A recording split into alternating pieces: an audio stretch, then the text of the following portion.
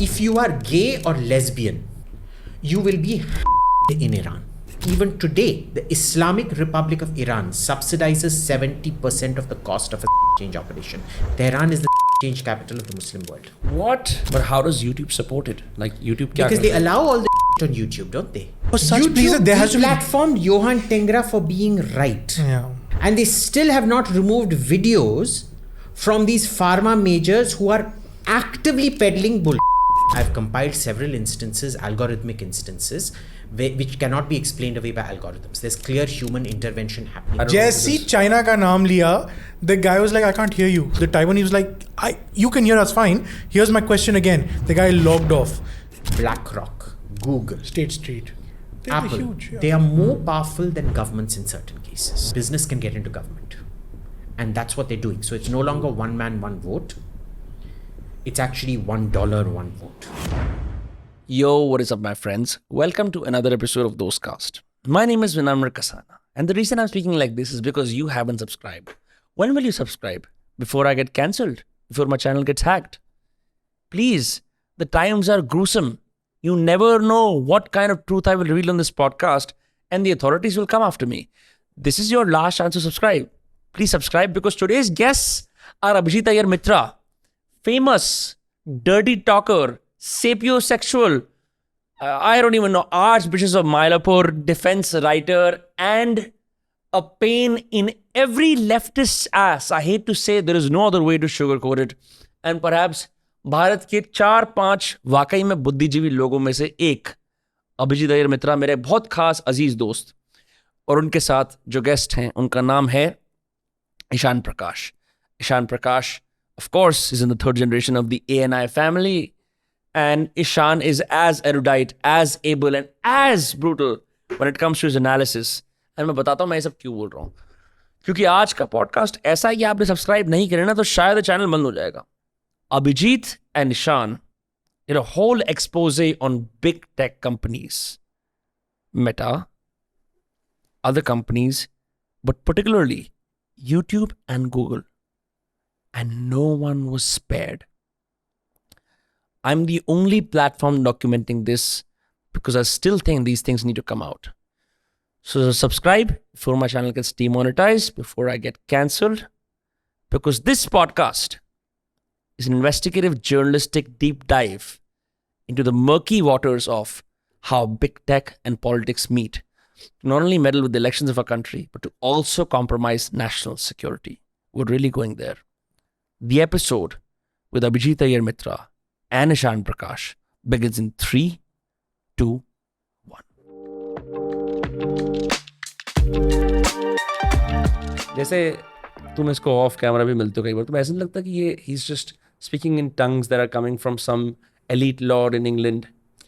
Yeah, there's a dearth of bon vivants in our society, in India. I just know what is bon vivant?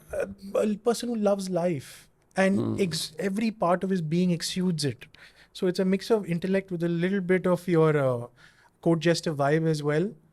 But it sort of marriages together and you have a perfect product right here. He is the perfect specimen. क्या बात है? Right here. Yeah, we should all aspire. We should become his managers. Yeah. That's the best. Listen, I'm on this podcast essentially, just clapping along. He's running it, but thank you for having me, boss. You've already hosted 2 generations of my family over here. So this is the 3rd generation over here. So glad to be a part of the family business. And my ability over here, let's see kitna acha karta hu. I hope I don't get thrown out of the ANI board by the end of this podcast. I don't say something which is ridiculous. Which I mean, you should worry about being seen with him more than with me. I'm not worried about that. I'm the less controversial of the. Like But you're not worried about being seen with me. No, I don't care. The Indic right has been very benevolent in taking a young stray YouTuber in its fold and teaching him the mannerisms of them. So can't complain. Do you subscribe to the gender binary bigotry? You're not fluid? you've misidentified him. He's trying to say. But see, I don't think the woke conversation has come to India so much that I'm saying this because I saw Joe Rogan's new special, Burn the Boats. It's absolutely horrible. It's the worst thing made for man ever.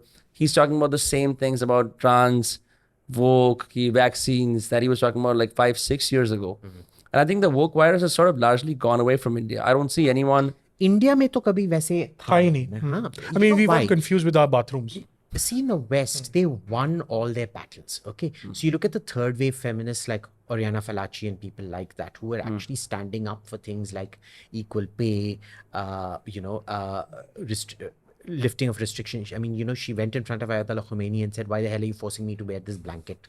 And he said, "Well, our women wear it. If you don't want to wear it, you shouldn't have to." She literally stood up in front of Khomeini, threw off her That's abaya. a big affront to a cleric. No, but the interview went on. And glorious time, like even basic American society and all. Yeah. Third world. So just more rights and representation. Exactly. Normal day-to-day sort of behaviors. And fourth wave feminism, because they won everything in the third wave, the fourth wave feminists have basically got nothing to do. They're people who decided early on that this ye career hoga hamara. They got into it and there's nothing for them to do. And so they're actually propagating lines now that are anti-women, like having men compete in women's boxing. Yeah. Okay. The good thing is India's backwardness protects us because we still haven't achieved the complete liberation of women. Because see, you haven't even entered the industrial revolution properly, right? You still have women doing construction work and things like that out here, which requires actual physical thing where women will always, the only difference between a man and a woman is the physical strength, right? Which gets negated the moment you start operating machines. Okay? But वो हो नहीं सकता है. So we haven't even reached that third stage of feminism yet, which is why this whole fourth stage feminism and DEI, ESG and all that nonsense haven't crept in yet. So our backwardness in that sense protects us. Okay? That's a very good thing. Okay? Because imagine like me growing up a gay kid. Pehle to till the 10th standard we didn't even know what the hell sex was. Sex was something that dirty Americans had in America. It was a very bad thing. You didn't do it. And however we all born, वो government के पास machine होता है और government सबको इसीलिए when a child is born out of wedlock, तुमने government machine से चोरी की है. क्योंकि sorry तू सरकारी क्वार्टर में पैदा हुआ तो लगता है government बच्चे देती है. And I was a fairly well-traveled kid. Right. And in spite of that, that is how, till we reached the 10th standard, we didn't know. And, in the 6th standard, we were taught the female reproductive system, the male reproductive system. We used to look at it and go, भाई कैसे दोस्त थे यार 10th standard में ये हालत थी. यार, I'm older. I'm 10 years older to you. No? So, but ऐसी everyone has a different childbirth story, a myth, right? क्योंकि आप cartoon में दिखाते हैं, a stork comes in and delivers the kid to your door. And how did you have a government machine kid? Like that's the first time I've heard. It's a new myth. He's part of the Sanjay Gandhi era. Maybe that's so we couldn't when we asked our parents, they'd be like, so you have to. So how? So I remember this. I asked my mom, "Mommy, how a baby is born exactly?" So, why can't two unknown people have babies? So, we get married? Yes. And then what happens is, we have to go to the registrar's office and register and this and that. And then the government gives you a marriage certificate. So I thought, you never got a direct answer, the procedure for it was, our relationship with our parents is completely different, right? You don't talk about these things with your parents. So I was genuinely believed that क्योंकि सरकार certificate देता है, सरकार भी बच्चा देता है तो God, ठीक है? So it was stuff like that. But imagine, and I didn't know I was gay till I was about in the first year of college. And if you remember, that was when MTV and Co had all come into India. And Proto Pride was being streamed. That is when we knew there was something called gay. Okay. Now imagine, as a kid, because I never understood what the hell was happening, I just used to cross-dress. Bas aise, it was like, you it's felt fun. that way, yeah. No, it wasn't that I felt that way. It was great fun because it used to make everybody giggle. Even now when I cross-dress, everybody finds it hilarious, right? So it's great fun because at one point of drag was a high art form, remember that? Right. You had movies like Mrs. Doubtfire and that... Big contemporary RuPaul's Kamala Hassan's... Chachi 420. Chachi 420, the copy of Doubtfire that was made and things like that. where drag was a great art form. It was, it was sort of this thing of high society. So it had nothing to do with me feeling, maybe it did, I don't remember my thoughts at that time. But now it's more for the laughs and the generation I grew up in and the way it perceived, like Mrs. Doubtfire, basically. But maybe you're right. Maybe it was me feeling subconsciously, because as a kid, I used to hang out with all the girls. I didn't hang out with all the boys. Okay. Now, had I been this kid and we had been a fully developed country now, I would have been told that I'm actually a woman trapped in a man's body. If my parents dissuaded me, at that age, I would have been taught about sex. If my parents had dissuaded me, I would be taken away from my parents. I would be given puberty blockers. And ultimately, if I chose at the age of 6, 7, 8, 9, whatever, to have a sex change operation, the state would fund it. I would be mutilated for life. And I'm very comfortable being a guy. I don't feel like a woman or anything like that. Right? I'm perfectly fine being gay. But all this abuse would have happened to me. Now, when I look at these kids who are essentially gay kids or lesbian kids that are gaslighted into believing that they're men or women, it's homophobia. They are a Western woke is the exact same as an Iranian Ayatollah. And I'll explain this to you. In Iran, what happened was immediately after the revolution in 79, one of the Ayatollah's followers, at that time, they still believed he was liberal and he was going to bring democracy and all that shit. He was doing his sex transition, this thing. So he still had a hairy chest, but he had taken... Wait, sorry, hold on. You're saying the Ayatollah of Iran at some point went through a sex change operation? No. A follower of his. Okay, a follower of his. I kind of also misheard that. Yeah. A supporter of Ayatollah Khomeini was going through his sex change procedure because urban elite Iran was very liberal. Okay. Rural Iran was always very, very conservative. Okay.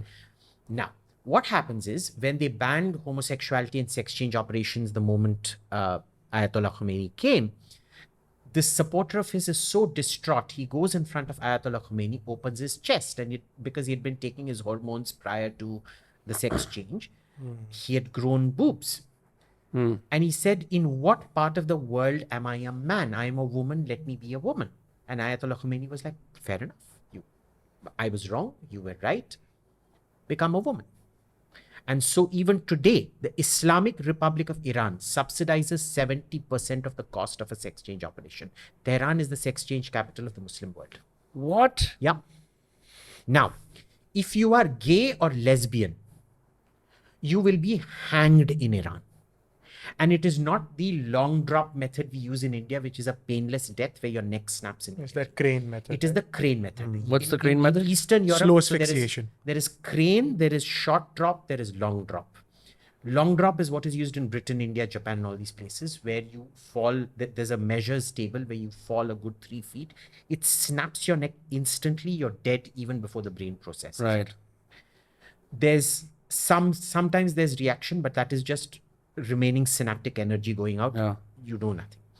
Short drop is where your neck kind of breaks, but you still suffocate to death.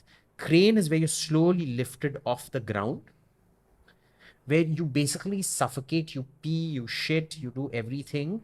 It's a horrible death. It takes up to 10 minutes to die.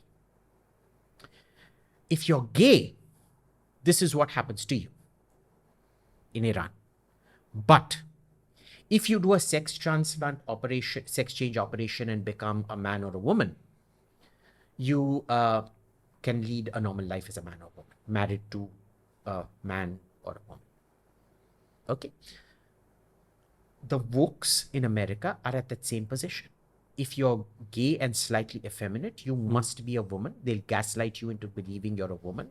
They'll mutilate your genitalia so you can never experience sexual pleasure ever again. Remember, when you change your genitalia, your ability for orgasm goes completely. Yeah. Your life is destroyed. Okay? You will never feel pleasure in your life. They want kids taking these decisions. And by the way, YouTube, the platform we're on right now, supports this kind of shit. YouTube is an actual participant in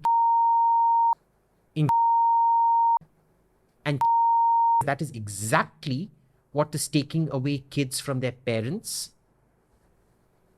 and it's child genital mutilation. But how does YouTube support it? Like YouTube Because they allow all this shit on YouTube, don't they?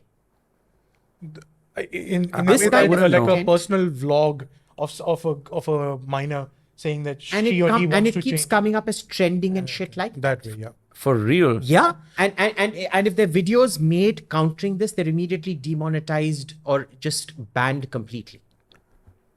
Yeah.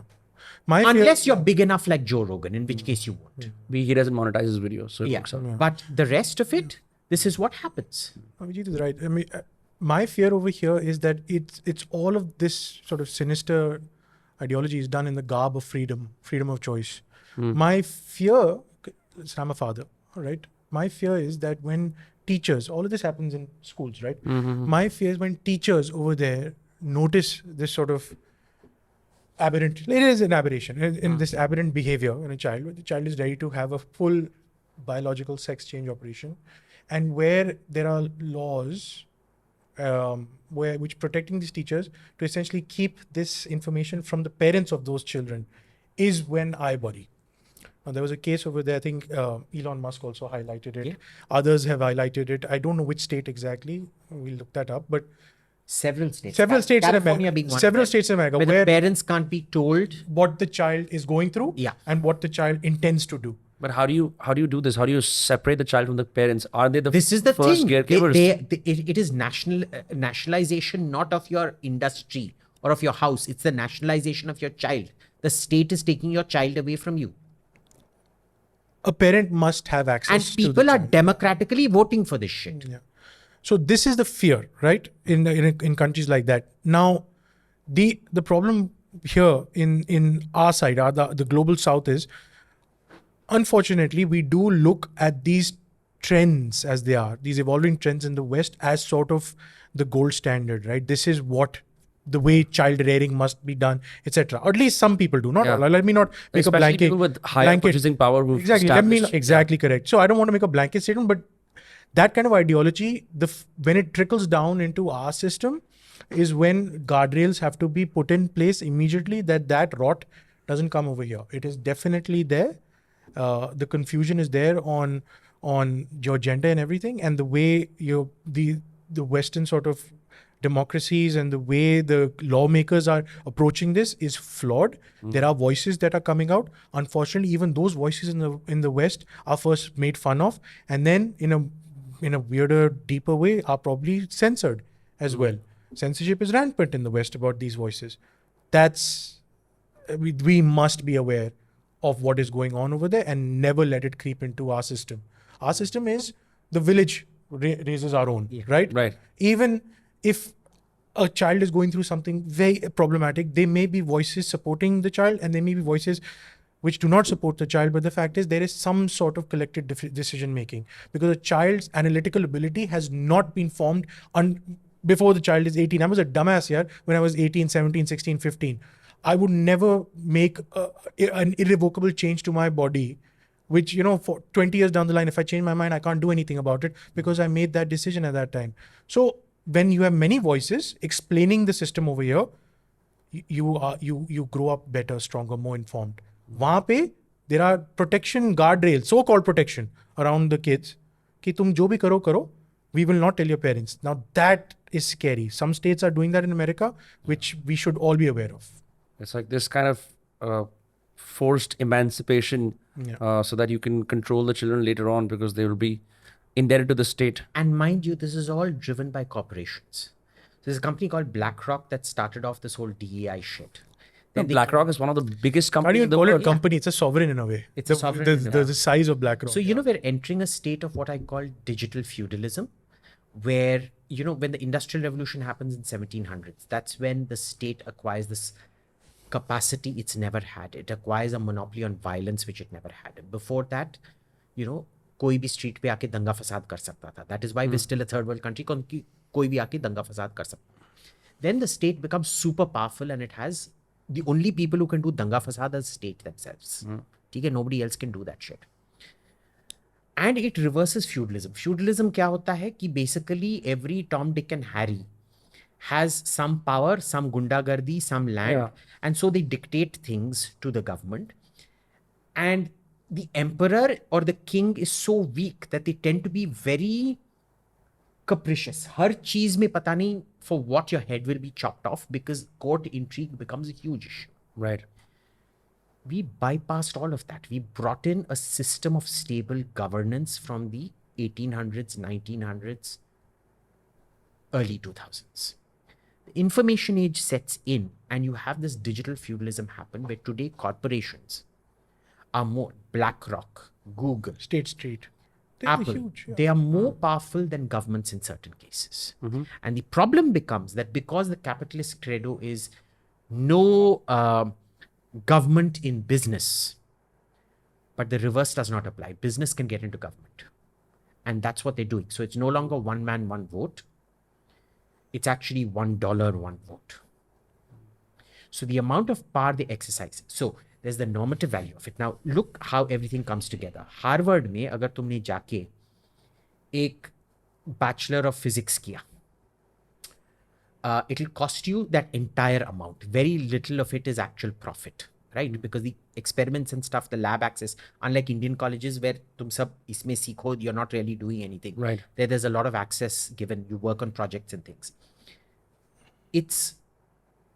They actually expend all that money. The profit there is made on the innovations that the university makes using you as a bachelor's student. And that belongs to companies which they pay Harvard for and things like that. Right. Humanities, it's slightly less. The profit margins are slightly higher, right? Because all you have to do is pay for the kid to go to the primary area of research and do some research out there. Yeah. And usually just interviews and reading other research papers. Right, which can still be very intensive, can be expensive at times, Right. depending on the research methodology. A gender studies degree, lived experience पे based होता है. All you have to do is, there's a PhD that I think Chris Rufo just tweeted out from Yale, which was, he interviewed himself. It was an introspection of himself or herself. And they got a PhD for this shit. PhDs can now go to the Olympics also. Entire amount, Rega. that entire amount is profit for Yale. You understand? So there's a profit motive for colleges to do these bullshit degrees. Faff. Then they have to see to it they get employment. So people like BlackRock come up with DEI and ESG ratings. So you have to tick all these things. So companies, because they want these ratings now, these ratings are actually detrimental to companies. No, they also get loans Because based on these things. Yeah. But you convince the loan ecosystem to give loans based on this. And then you will have people like Google and shit that will employ them just because they get kickbacks and shit from BlackRock or whatever, or promotions from BlackRock. Yeah, that's why suddenly BlackRock Mark Cuban is the ratings and- biggest defender of DEI. You look at the Google office here. Huh? The huge Google office in Gurgaon. It is the biggest. There is nobody out there who does any work. They're all sitting in the office masturbating. God. They're in meetings hour after hour after hour. Their lives are miserable. Not one of them. And Google tends to overhire, as in you would be equal to becoming a deputy CEO of a company, and they'll hire you for a government relations role Right. and pay you more than the deputy CEO. So you're actually overqualified for the job. You've got nothing to do. You won't do any government relations except naam ke vaste. But they pay you very well. So you won't even leave that job. And your entire thing, like I keep asking you, give me a new product Google has come up with. Nothing. It's all there for valuation. So the entire thing is based on this kind of valuation game. Not that some good things aren't coming out of the best. So it's the rate of progress has stalled. Isme bhi tum dekho. Industrialization was what led to freedom of expression. Why? Because in order to innovate, you need to be blasphemous. You need to question things. In the Middle Ages, when there was no innovation, you were like, oh, my feelings got hurt, so throw him in jail. Galilei hurt my feelings by seeing the earth was round. They've off with his head. Sun, well, they didn't chop off his head, but they threw him in jail and tortured him. We're literally returning to digital feudalism. And it's a complete cabal, which is why Google, I believe, fundamentally, Google, YouTube, You need to seize their intellectual property when required, but kick them the hell out of India. So let me draw. BlackRock especially. BlackRock is one of the most devious companies to enter here. You need to set up a new principle of capitalism. No political interference in business, but no business interference in politics either. Broadly, I agree with Abhijit, but there are obviously, I have some points of disagreement also. I do believe that Google has come out with new products. And I think they were slow on the AI race, but the way they're moving ahead with their chips and all, the TPUs, tensor processing units and all, that's going to change the way output is done. Small things like this, minor things.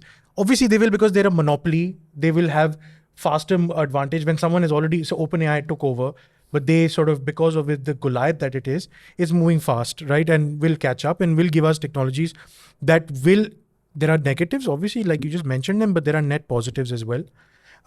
Number two, I think Google did help with the democratization of information in this country as well. So many creators like you, etc. They came on the backs of Google servers here. All our content is hosted on Google servers, on YouTube servers, etc. So broadly, net positive. It also gives a lot of employment to this country. We have creators, so many creators out there. All these news channels, they're all on Google, on YouTube. They're earning money through the search on YouTube as well as Google. So it's a large part of the ecosystem, the creator ecosystem. There are net positives for sure. Yes, there are issues as well, and this is where I'll agree with Abhijit. Recently, there was a conversation that Eric Schmidt, the founder of Google, had at Stanford University. He said the loud part out, the quiet part out loud, where he essentially said that Google lost out with OpenAI in terms of AI because people at Google work once a week and they stay at home and they don't have that hunger as a startup does. So he said that. And the second thing he did was that, listen, if you guys want to grow any new startup in the West, if you want to grow, steal content, no problem. Steal it, make sure it's a successful product, and our lawyers will take care of it later, or you get lawyers to take care of it. Now, it was so incendiary because this is the honest YouTube. How did it grow? It grew on the back of videos they had no rights on. They just posted it, right? The early YouTube. No, it was supposed to be user-generated content. Like I mean, yeah, but they monetized it, boss. They monetized it. Their valuation got huge. So how much now they can't, right? So the fact is that they have different standards for themselves. They expect their standards to be aped by other countries as well. And that uniformity is something that every right-meaning democracy, India included, should push back against, right? And this is where Abhijit comes in, that there are people out there who, I don't have evidence for this, Abhijit probably does, that are messing around with the algorithm over here. There are people out there that are demonetizing some people, not monetizing some people. And this, if there's more transparency in their sort of standard operating procedures, is what I also as a creator would appreciate it. I mean, I know for a fact personally that their copyright issue is flawed completely. Enough loopholes are there and it's misused like you can't believe. I'll give you an example. We received a takedown on on a video of a prime minister of a PM Modi of a speech he gave, a public speech. It was a small YouTuber sitting in Andhra Pradesh. He was sitting there in his computer and just striking people, and we got struck. So we did it the old-fashioned way. We physically sent a guy to his office. Darwaza khola. He said, okay, boss, we are from A&I. What are you doing? You don't have rights for this video. So he opened up a page in which most major news organizations were there, and there were strikes pending. He had struck them for the same video, everyone. Because whoever then they strike, they can extort money out of it. Right. Now that screenshot I provided to our channel manager and everything. This is an abuse of your internal systems. Do something about it. Silence. Nothing has happened. Yeah, you know that channel managers are actually third-party operatives that they hire.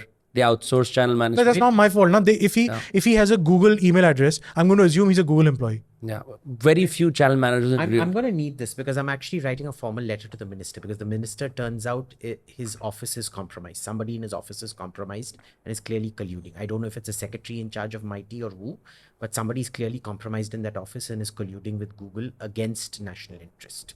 So I'm actually writing a very nasty letter to the minister about this, giving instances of where YouTube, Google, and all these people have violated the laws. Do you know Google assembles, they do not manufacture the pixel in India. And they're getting production linked incentives for production, not for assemblage. That itself may be a violation. Okay. YouTube, I've compiled several instances, algorithmic instances, which cannot be explained away by algorithms. There's clear human intervention happening out Like there. what? I have many examples. For example, there are some channels which I will go there and I will click do not recommend this channel. And it'll keep coming up on my feed. It takes a while. No. Multiple times. It can't come over a year. See, if I've said don't recommend the channel, how algorithmically difficult is it for that channel to not come up on my feed? Yeah. So I don't believe this at all, because clearly they've got some trending algorithm out there which is forcing that thing onto my thing. If I say no, it means no. Right? And you're saying it's a particular political ideology content that pops up. Absolutely. It is one particular political ideology content that pops up. The next thing that has been happening is that I know several producers who have received multiple copyright strikes, who are allowed to continue and monetize despite the YouTube's own 3-strike rule. So they violate their own internal rules. You're saying because it's a big revelation. I'll vouch for that. He's right. I will be writing to the minister with the attached proof. And I fundamentally believe that the mighty department is compromised, and they're either receiving monetary compensation or compensation in kind or scholarships for children, I don't know what, from YouTube, Google, whatever, in return for this. And this will all be going in the letter to the minister. So it's a very serious letter going. I'm taking my time writing it because I want to, cross the T's and dot the I's and everything like that. But it is going to the minister. And in case of Google, there are multiple infractions. One is their production link incentives. That is one thing to be flagged. But YouTube's own malfeasance on this is very significant, because the malfeasance happens where the human intervention happens. For everything else, there's an algorithm. And they'll befuddle you with the algorithm, you see.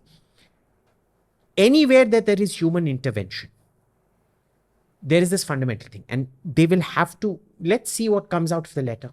I will say to this, I can tell you many of my contemporaries didn't start off as political podcasters.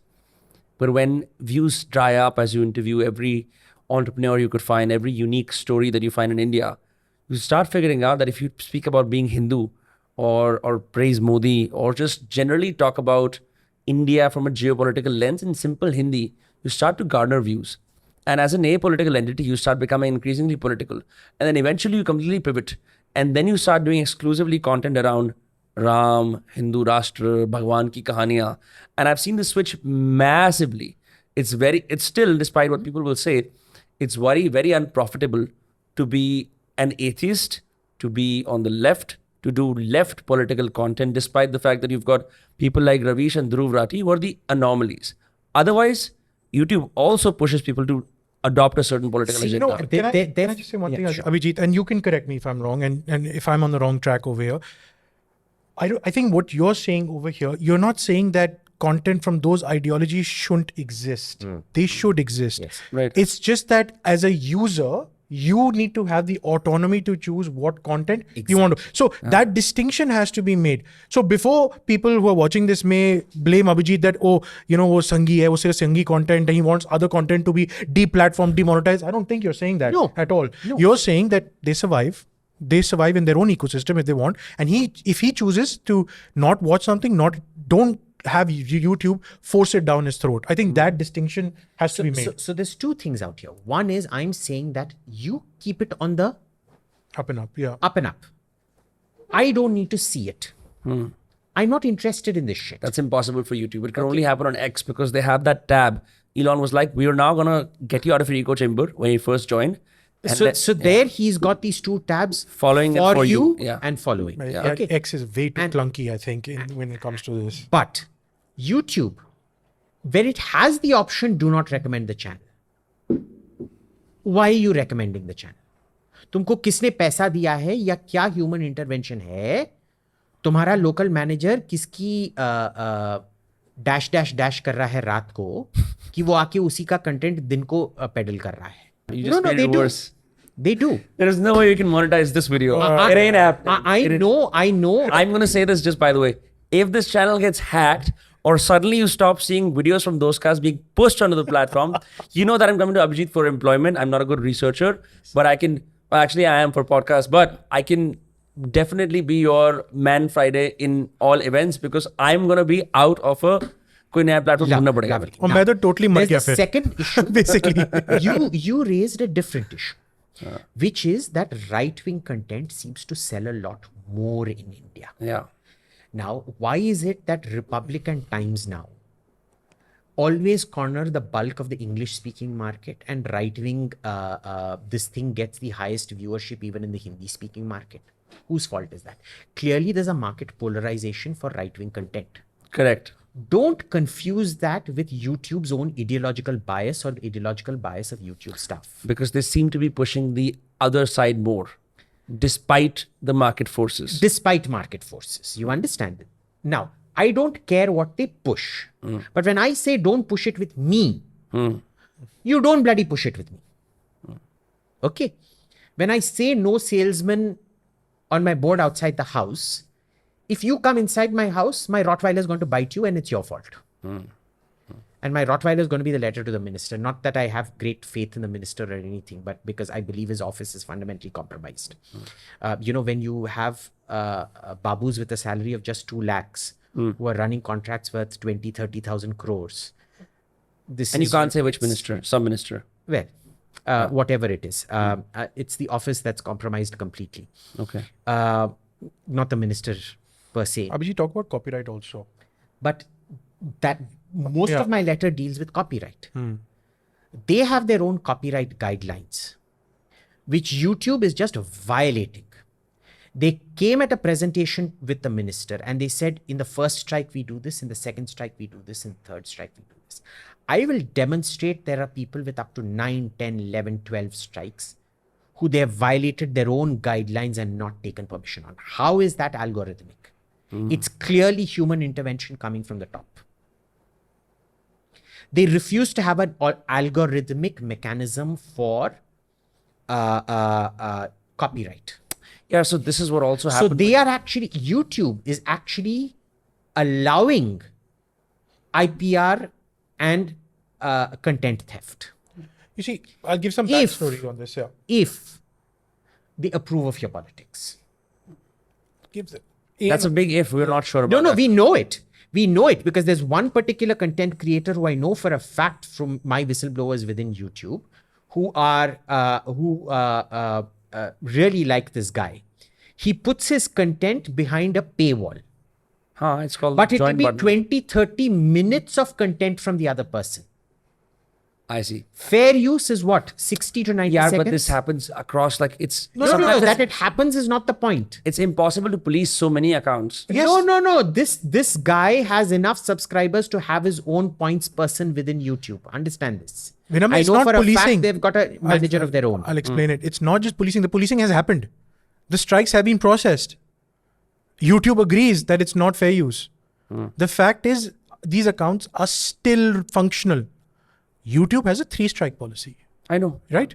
3 strikes initiated by YouTube means your account gets taken down. Forever. No way to get it back. No way to get it back. All right. There are accounts that he's talking about where YouTube has agreed that there is a violation. Multiple strikes are already in place, more than 3. That account is still thriving. So there is an arbitrariness to the policies. You see, I represent ANI, right? It's the largest news agency in India, right? Our video is syndicated across the country, across the world via our partners at Reuters.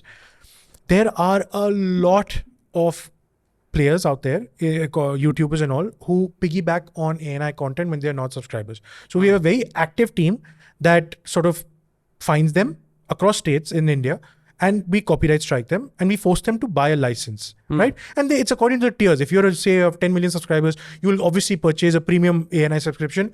You don't have that many subscribers, you'll purchase the lowest possible, pay a penalty, and you get it. And most people, when they are caught like this using ANI content without a license, they pay up. They understand that listen, it's not free use. Well, first thing about fair use is you don't monetize it, man. You just run it out because but they're running ads. Or they use it as found footage in their videos and they stack up millions of views. Yes, it's B-roll. It's fair use kya hota hai, yaar? You can't use large portions of the same video on your thing. You have to change the very content. You can use it, you can alter it. But if the same thing is used verbatim, it is infringement. Right? Plus you're running ads on it. So you're not demonetized that video. So you're profiting from that. I can prove monetary loss to my content. So that fair use argument goes for a toss, in my opinion. And YouTube's opinion too, because they process those strikes. But the fact that these accounts still exist and they unfortunately are only one ideology those accounts are using that content, are protected. So that is what is concerning. I've also raised this in my position. Our channel manager refuses to engage. So what do you do? And we need to have this chat because I need information. Yeah, of course. And I have nothing to lose because we are losing business. Creators aren't protected the way YouTube professes it protects creators. Then we're in the Wild West and then everything is open game. And this takes another iteration. You see, in these elections, this government did face a setback when Amit Shah's video was manipulated. That deepfake was there on changing of the constitution. On the constitution, he badal denge and all that. He didn't say that. It was proved later and they had to file FIRs and all.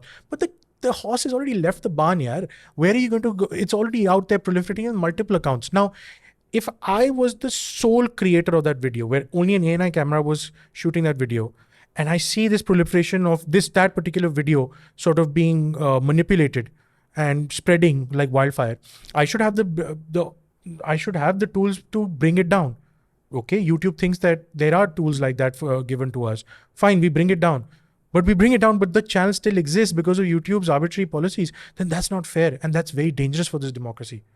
You see, we are at the cusp of this just spreading like wild. We're already there, but video is going to now go everywhere in this country.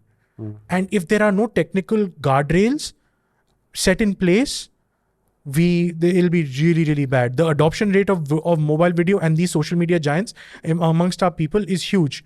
We have to have guardrails in place before this becomes something like what happened with TikTok before TikTok got banned.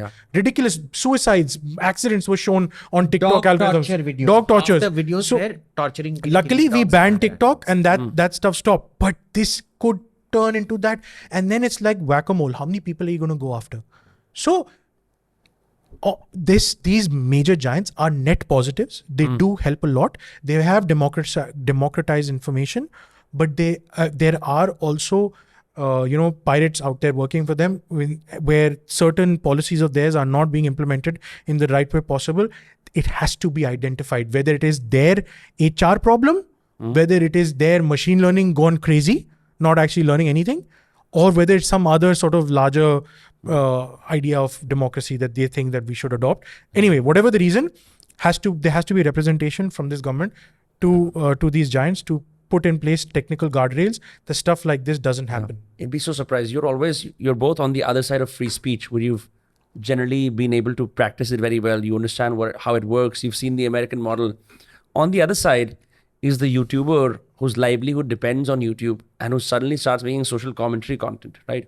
As soon as you start making it, you start getting copyright strikes, or you start getting videos with limited monetization, or you start getting pushback.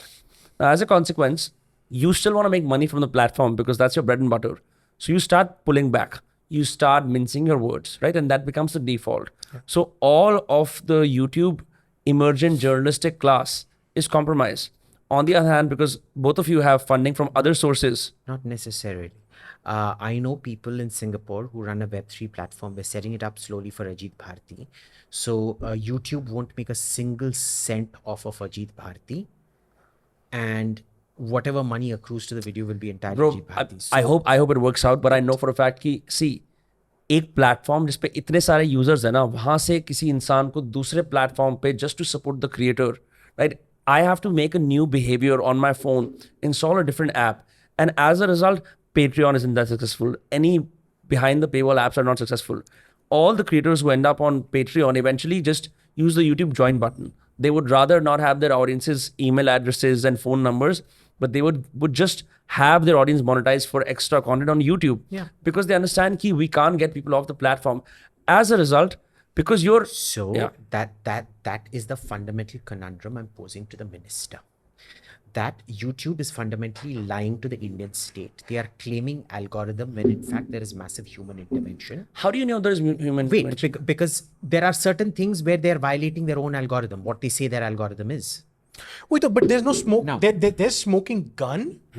But we don't have pinpoint thing. And You have to- what? listen, you have to also evaluate cases. The solution we're telling the minister to propose to YouTube is you highlight what is algorithmic out here and at what point human intervention comes. You clarify your policies on copyright or misinformation. You'll have to make it specific so that human intervention does not enter. And when human intervention enters, we need to know that all communications need to be written, because there needs to be a formal mail trail for us to prosecute you if we need to prosecute you later on. Because all of these happen on a bro ecosystem basis, where the YouTube account manager and the content creator are ideologically aligned, and this guy is looking to get you out of things. What are you saying?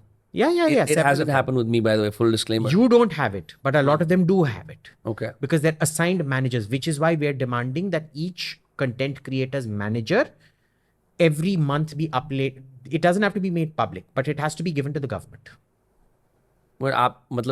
Look, this is only going to go under more compliances and going to make... This is No. not. So This is not. You know why? Vinamre, the The regulation is needed when it becomes disruptive. You see, now what Abhijit is talking about is massively disruptive. You are inserting yourself in India's democracy now, in the democratic process, right? When deep fakes propagate and it cannot be taken down, you're inserting yourself in India's democratic process. You're spreading misinformation. How do they do it in the US? How are these tech platforms embedded with the government in the US? Because सारे के सारे US से I can't name a single platform that is a major tech platform That we is the use. point. The FBI goes to them and they hand over all the information on a platter.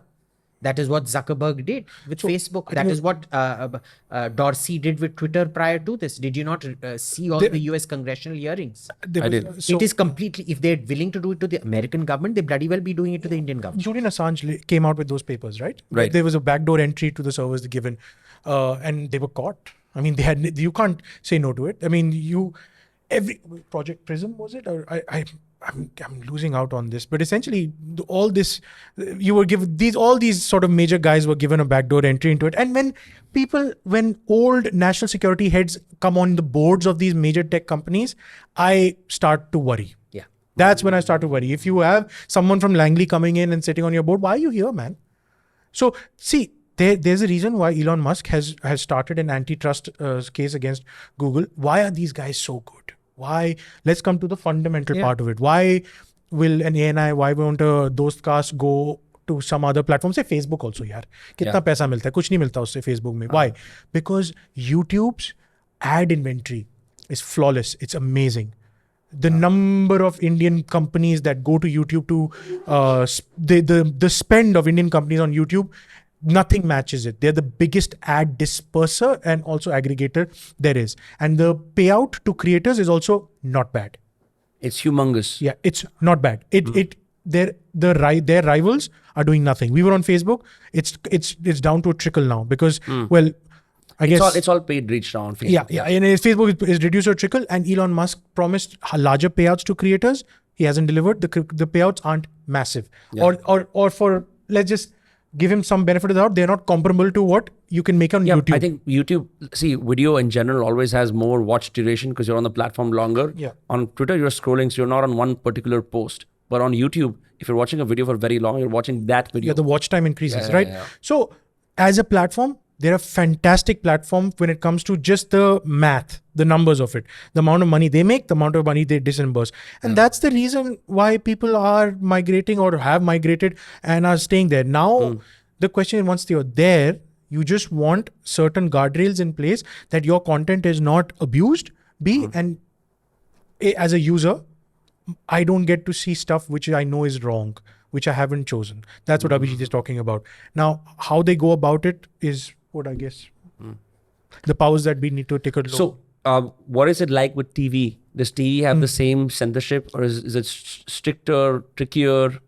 TV, censorship. Yeah. There's a long argument there. So I represent the 4th generation in my family, in the news business, in the agency business.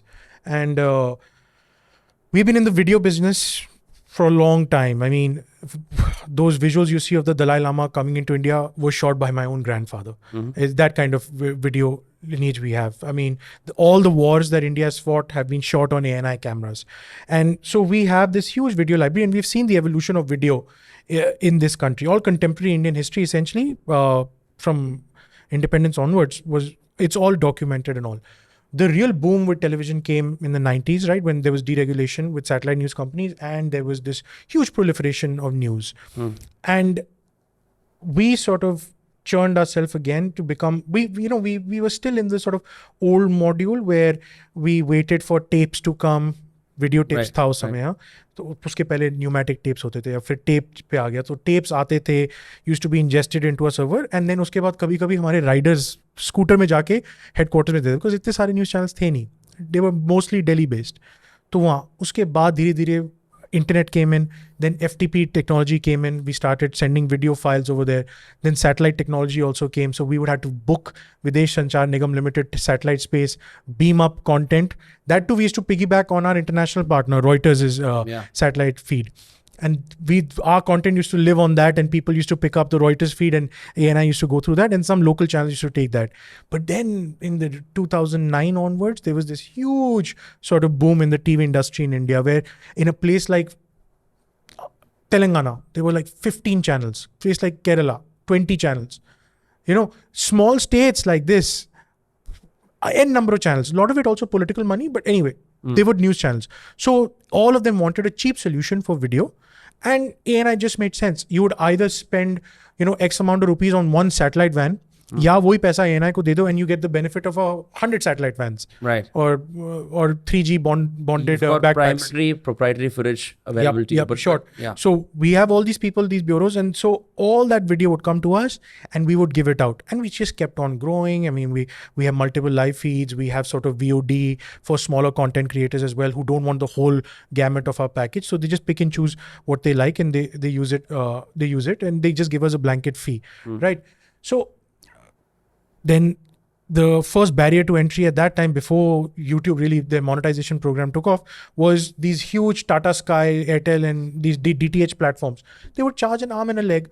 Then you were also stuck with cable operators. They would have their issues. You talk about political ideologies. Cable operators, though, in Tamil Nadu used to cut. So Arasu cable network was Jaya Lalita, Sun Direct was Maran family. They would just cut the channel, and you won't go there. Please don't sue me, yaar. This is allegedly. There you go. Allegedly. So, so the gatekeepers of information were always there. They won't let you go out. So that's a battle that is still probably going on. So channels. Now, what is it like right now? Because I don't know TV consumption. I haven't watched cable or like OTT. It's still predominant. It's in India. People are still watching cable free. Yes. What can you watch on cable, and like what can you get away with it? Because now that I see my shows from yesteryears and cartoons, they were saying a lot of nasty shit that they got away with. So some of the censorship that we also do as an agency, we try and stay the hell away from it, but karna padta hai. Obviously, when there's violence towards women, stuff like that, we blur their identity. We do that. If there is an active war zone, if there's an encounter happening, we play deferred visuals. If we have visuals of an active encounter where even the information on the video, even if it's deferred, would give out the location, would give out the identity of the. We've made mistakes in the past, but this is our template. But we stopped that video. See, the issue here is there's also a fundamental lack of a government interface to help understand what to publish and what not to publish. I'm happy about that also, yeah. Honestly, there has to be self-regulation to a certain I agree, but if you want a nanny state everywhere, even those guidelines are not clear. No. There are no media guidelines as far as creators are concerned. No, there is a guideline. In Israel, for example, what happens is you usually have an IDF, an Israeli military person, who's the spokesperson, and several deputy spokespersons under him, who have also been in the media at some point of time. So they understand the media side of things. And if you are in a legal quandary and you go to them, they'll tell you how to broadcast it. Okay. And that way you absolve yourself of legal issues because they're not like, the problem is that's a very highly trained, high value society. Here, it's a very low value society. So you look at, for example, the Russians did it very specifically on a request. I know for a fact there were people involved in it. There was a marriage happening where the prime minister was meant to show up and could not show up because that meeting was happening and the call to Putin was being made. Okay. And what does this jackass who's been promoted since then to a job he's not qualified for and knows nothing about incidentally say, oh, no, we didn't. Then the BJP finally during the election came out and said, yeah, we did. So ऐसे अगर डालोगे तुम positions of responsibility पे. And here the bureaucrat always wants to get the other party. They want to absolve themselves of any kind of accountability. So you have a fundamental problem where the bureaucrat lacks accountability and they'll pass it off onto the broadcaster. You can't have that. And you certainly can't have, single exam pass wonders like that previous MEA Chutia running policy like that. Government comms across the world are pretty shit, by the way. Israel may be an aberration because they're always in a state of war. But honestly, I have to defend my output editor over here and all the channels over here.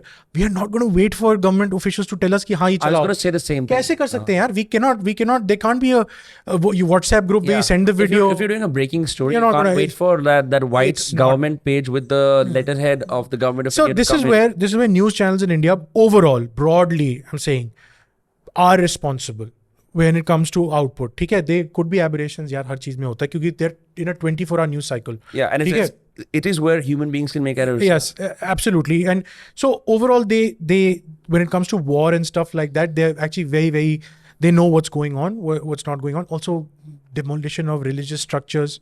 इन चीज़ों में भी वो बहुत बहुत देख के करते हैं. They don't, because I understand the voices coming from here कि नाम क्यों नहीं लेते, ये नहीं लेते. They are very careful when it comes to, they take the names when they have to eventually, but when there's an active sort of riot happening, they try and report only what the local SDM or what the police information is trickling. But they are reporting on the violence. Don't get me wrong. They are reporting that X structure is dead or has been taken down or so many people are dead. They do that. But do they actively show dramatic visuals of those structures being taken down or deaths happening on TV? They don't. And I think overall, the sort of their sort of judgment, editorial judgment, is not flawed. It's okay, TV news. And TV news consumption is huge in India. Still, don't just go with this Reuters digital report कि अब तो सारे digitally देखते हैं ना, ऐसा नहीं है. Huge adoption, rising rapidly, TV news decreasing, yet it remains the number one medium for information in this country. Still. Okay, so question. See, it's very easy for, it's harder for institutional players, governments, and like people like yourself to basically say whatever you want, right? I'm on the other side as a content creator, right? It's basically guerrilla warfare. We can do whatever we want, say whatever we want, and then we sort of build our careers. Now, as time passes, pushback from others in mainstream media starts coming in कि आपको इस वाले word को ध्यान से बोलना है, ये बोलना है. You can sort of get away because you're a buffoon, right? Who started all of this. Then the issue comes around when something like the broadcast bill is introduced. I know it's shelved now, but everyone in my class of creators, उन्होंने बोला कि bro, we do so much stuff. It's all of our outfits are DIY, right? A YouTuber will have a 10% team, 15% team, or 2 people, right? But it's not like you have a 650-person office, right? Where you have a compliance department where they carefully make sure that you're not in trouble. Like everyone does edits in case something unparliamentary is said. With something like this happening, I just felt like it was a very sly move to make sure कि जो ये बंदे इतना उड़ रहे हैं ना, जिनको इतने views आ रहे हैं, जो narrative control कर रहे हैं, इनको भी दबाओ सालों को. So I didn't read the bill because A, and I was never consulted on this bill, and I haven't seen the draft also. But from what the media reports that I did see, I'll again go with Abhijit's argument. It's probably written by someone who doesn't in the ministry, who probably doesn't know how media has been consumed in this country and doesn't know. It was from the look of it a bit draconian. Super draconian. Yeah, like imagine. Draconian. But it wasn't flawed completely. There, like मैं बार-बार बोल रहा हूँ, guardrails की ज़रूरत है. If a news organization, if a news organization The whole point of being on the internet is that you're completely independent. हमें क्या guardrail you can't sit there and sort of stoke fires, right? Sitting there. If you have a pulpit, you can't sit there and stoke fires and know nothing will happen to you. You won't be absolved from that. ठीक है? Misinformation भी तुम फैलाते जाओ without any blowback, वो भी नहीं हो सकता. अब to enforce that, you can't also have 10-20 committees. You can't have a ombudsman sitting with you 24 ghante saying this. So the way to adopt, the way they probably drafted it, again, I'm going on media reports, I didn't see the bill, seemed a bit draconian. I'm sure, Abhijit, you shed more light on this here. You must have read more about it. So I'll tell you what my experience with government drafted bills is. They haven't worked in the industry. They don't know how it works. They've got this attitude, मैंने UPSC pass कर लिया है, so I'm actually a master's in broadcasting, I'm a master's in physics, I'm a master's in hydrocarbons, I'm a master in petrochemical engineering, I'm a master in everything, okay? So first there is this, I literally have batches of IAS officers who've gone to the Indian School of Business, where faculty have told me that they decided to teach the faculty business. Automatically. हाँ. तू क्या मेरे को सिखाएगा, तू बस 40 साल का प्रोफेसर है, मैं तेरे को बिजनेस सिखाऊंगा. Yeah. So one is this attitude, because it comes without accountability. You are not held accountable for drafting crappy laws. Okay. The second issue becomes that, in India, we love our language.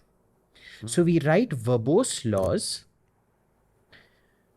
without understanding where implementation and interpretation of those laws will fall. I'll give you a simple example. Some years, many years back, this was under the UPA. We had to draft some kind of a bill for the government. Okay? We drafted this thing. And our stress test at that point of time was, it should be no more than 1.5 pages long. And we translated it. We got linguistic experts to translate it into simple language in all the official languages. We went to each state, to Karnataka, Kerala, Maharashtra, Andhra, Tamil Nadu, everything. The goal was at least 50 police stations you have to take it to and ask the policeman if he understands this. And it was a complex set of questions because they had to understand at what point criminality ensued and what was the threshold under which criminality would not apply and therefore arrests. And do all of this in writing. And because we weren't sure, because when you subcontract things out, the subcontractor will lie to you. So we didn't brief the subcontractor, we just said, go ask these questions. And we had them videograph everything so that it would be to this thing, and we could have a blind testing with a local language expert in Delhi. It passed all of that. And we took it to the minister concerned. They said, what kind of pedestrian language is this? What kind of a pedestrian bill is this? And threw it out. Because of its simplicity. Because of its simplicity and the fact that almost 80-90% of the police officers clearly understood what it was and its applicability, at what point they can go and arrest and at what point they cannot go and arrest. And the next thing I know, 6 months later, a 24-page draft comes out, which I can tell you, I don't think my English is bad, but I couldn't understand head or tail of that. I didn't know at what point criminality is. That's insane. They're punishing simplicity and clarity. Yeah, because you know why? Because it takes away the room for interpretation and abuse of the law. Laws are created by our lawmakers precisely so that they can be exploited for abuse and extortion. That's what it is basically. But अब तो ऐसा लग रहा है कि सारे के सारे world के laws ऐसे होते हैं, deliberately verbose, full of legalese. Exactly. Like that legalese style of writing. Exactly right. And see, that is the thing you should be standing up against. See, the law has to be clear. You need to know that when there's a double line on the road, you absolutely cannot overtake. When there is a dotted line, even if there is a single line, you cannot overtake. It is only when there is a dotted line on the road that you're allowed to overtake on the wrong side of the lane. That is called clarity. A road in India, even that, nobody gives a damn. Dotted line. You actually go to a test and ask somebody who has a driver's license here. I'll challenge you. After this, we'll go on the road and ask, we'll go to the market near your house and say, Bhaiya, dotted line, solid line or double line mein difference kya hota hai? मुझे नहीं पता. No, like I know the difference. I don't know what they stand for in a traffic standpoint. Yeah. So a solid line means you cannot cross. If there's two lines where one is dotted, the one that is dotted can cross over on the other side, but the other side cannot. If there is two solid lines, neither of the lanes can overtake on the other side. And if it's a dotted line, it generally means you can go on the wrong side of the lane. Yeah, that's why I get so many fines in fucking Chanakyapuri and Lutyens Delhi. But यार ये मुझे कुछ तो याद है because जब licence हमने लिया था तो multiple choice question में they made it very easy यार to choose the. Boss, I didn't know any of this shit till I rocked up in Australia. So when I got my permanent residence in Australia, I had to convert my Indian license to an Australian driver's That was license. hard. You know, for 3 months I couldn't drive because there's a timeout. Like after you write your written test, if you fail it, you're not allowed to take the test for another month or so. Okay? I failed my driving test 2 times and I failed my written test 3 times. Because they deliberately ask you tough questions so you're able to problem solve on the spot. It isn't like your Indian test where this signal is this is that and whatever. They will throw googlies at you so that you know what the application of the rule is. I actually learned to drive really in Australia. Wow, I didn't know you're part Australian, yeah. Well, I'm an Indian, but Damn. permanent PR resident. PR to chala gaya. Adani watch के लिए you're part Australian. Adani watch ke liye I got part Australian. But what happened in that was, you know, it was simple things. Like, for example, there, thankfully, they drive on the correct side of the road, unlike the Americans. How to negotiate a roundabout. In Australia, you don't look on your left. You give way to the right. You have to keep looking on your right because that is where people are coming, right? And you always enter. You don't aim. Agar ye, imagine this is the, isme pani nahi hai na? Imagine this is the circle. This is the roundabout. You've come here. Have you noticed in India at India Gate and things like that, people will cut off all the traffic coming here and go to the center. Correct. You don't do that. They You come in actually like a go torpedo. parallel to it and you slowly give Merge. indicators and merge for a bigger one. I've been trying to teach Sachin, my transportation executive, this. नहीं होगा सकता. No, he's slowly learning. Yeah. I finally taught him that you can't idle in the blind spot of a person. Yeah, bro. These are very idealistic notions about India's traffic. नहीं होता. नहीं हो सकता. No, but you are not taught anything out here. You understand? Yeah. So this affects policy making, decision making, and everything like that. Yeah. Because I'll honestly tell you, the single exam pass UPSC wonder is no different from Sachin Mehlwal. Yeah. Also, by the way, the it's going to take generations to change traffic. You know that, no? You're Gujjar and he's Jat. Anyway, it's the same old Jatiwad. Every single podcast, he says something insipid about Gujars and Jats. I never said anything insipid. I told you my transportation executive does not like you. Because he says you He steal his literally cows. smile at me with his 32 teeth. ऐसे करके. Signifying great compassion. But he still insists you steal his cows. ये तो subcaste fight लग रहा है, not even casteist fight. He goes out of nowhere to make to sound like he's from the grassroots to deliberately make jokes in and around Delhi NCR. So he's accepted in this class. ऐसा नहीं होना चाहिए ना कि छतरपुर में farm house पे जाए and some Jat makes a comment about his being a Brahmin. He should fight back. So he keeps trying this. You know, always tries this Jatiwad But camaraderie. this is the other thing. I don't know if you know this guy, this YouTuber called Biterbo Media. नहीं. He's one guy you should follow because he doesn't do car reviews.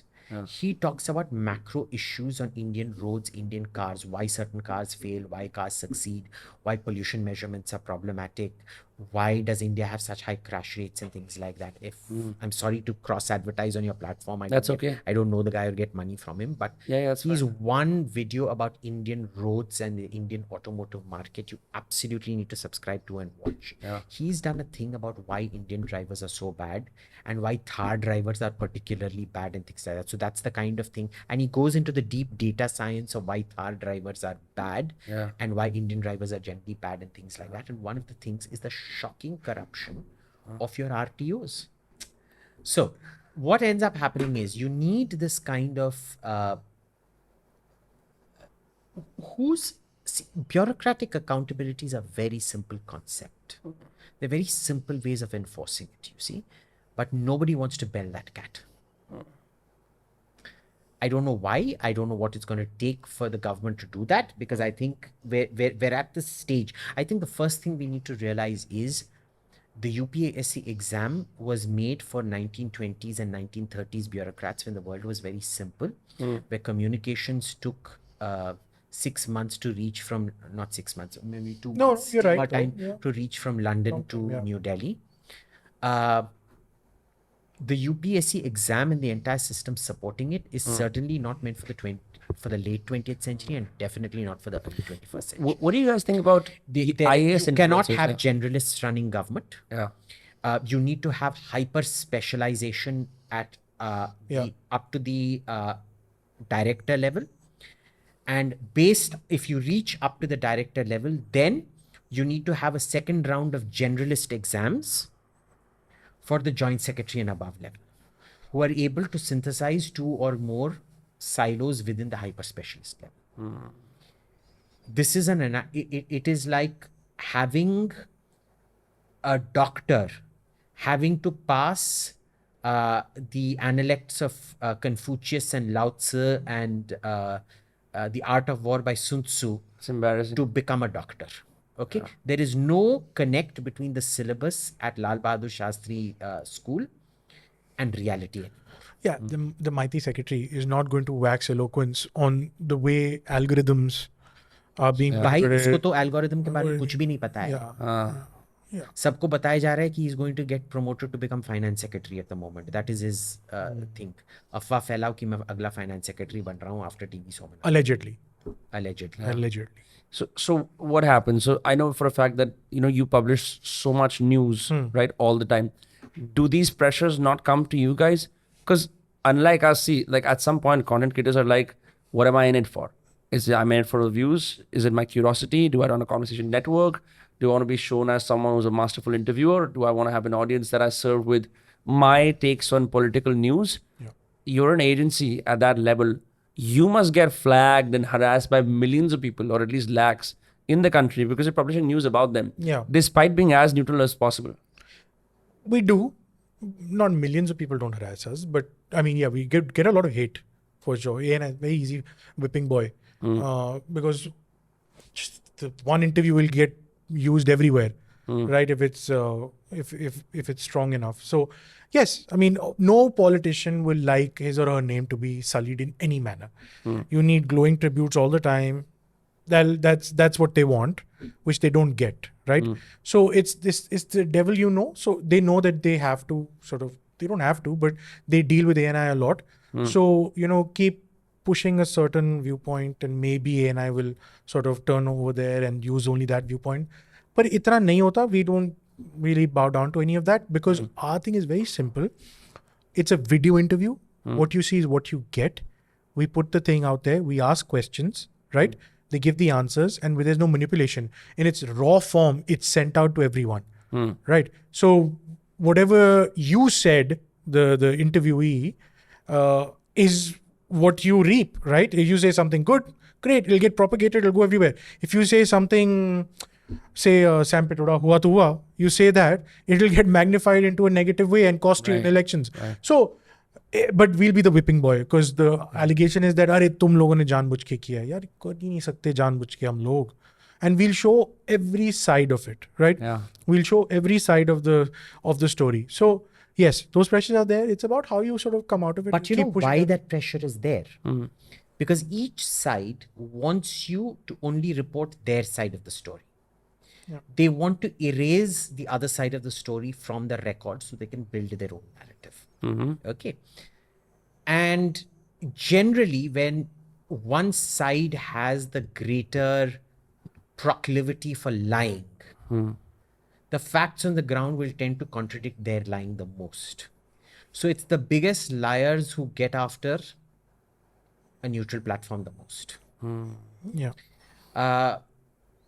There's a certain fact checker, for example, who claims to be neutral. Let me show you this. Okay, you're talking about Mohammad Zubair. The Congress in its... Sorry, I just want to say before you say that, bro, how insane is Shahzad Poonawala to just go after Mohammad Zubair? And I think when I see Shahzad Poonawala speak, he speaks in rhymes. He go घर पे आता है कि ये 3-4 मैं मुहावरे लेके जाऊंगा और बोलूंगा. But he's very successful. Yeah, I know he's That's very why. successful. Because it's a cross-platform, right? He does it for television.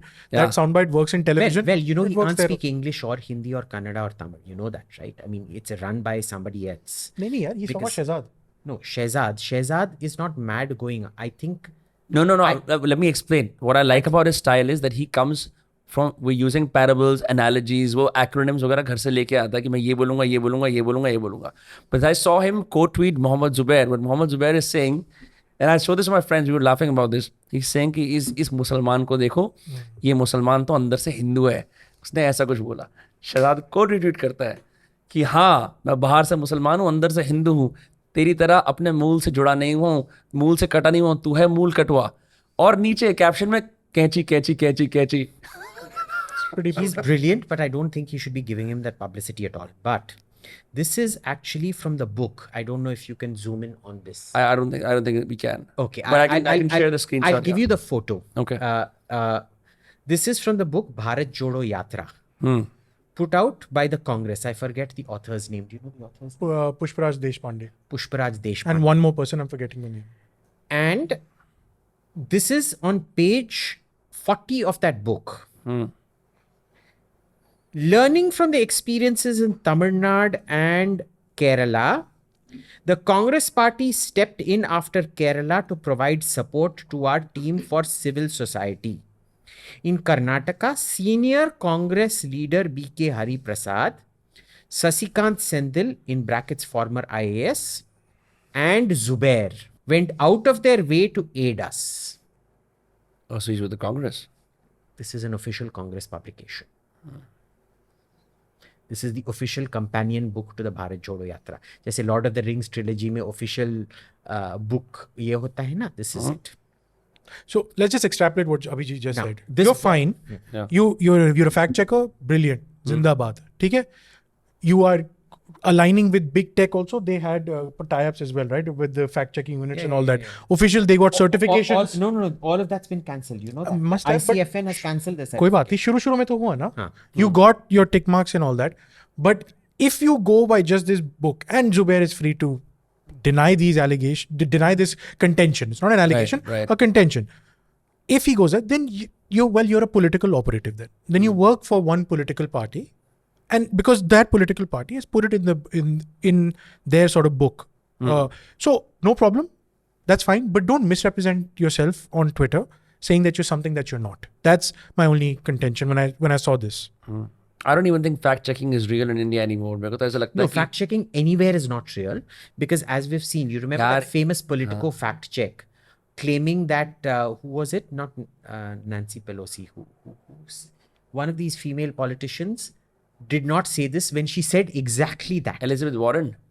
I think it was, उसने Elizabeth कुछ Warren. ये बोला था कि मैं नेटिव अमेरिकन हूँ या ऐसा कुछ है. No. This wasn't that. This was something totally different.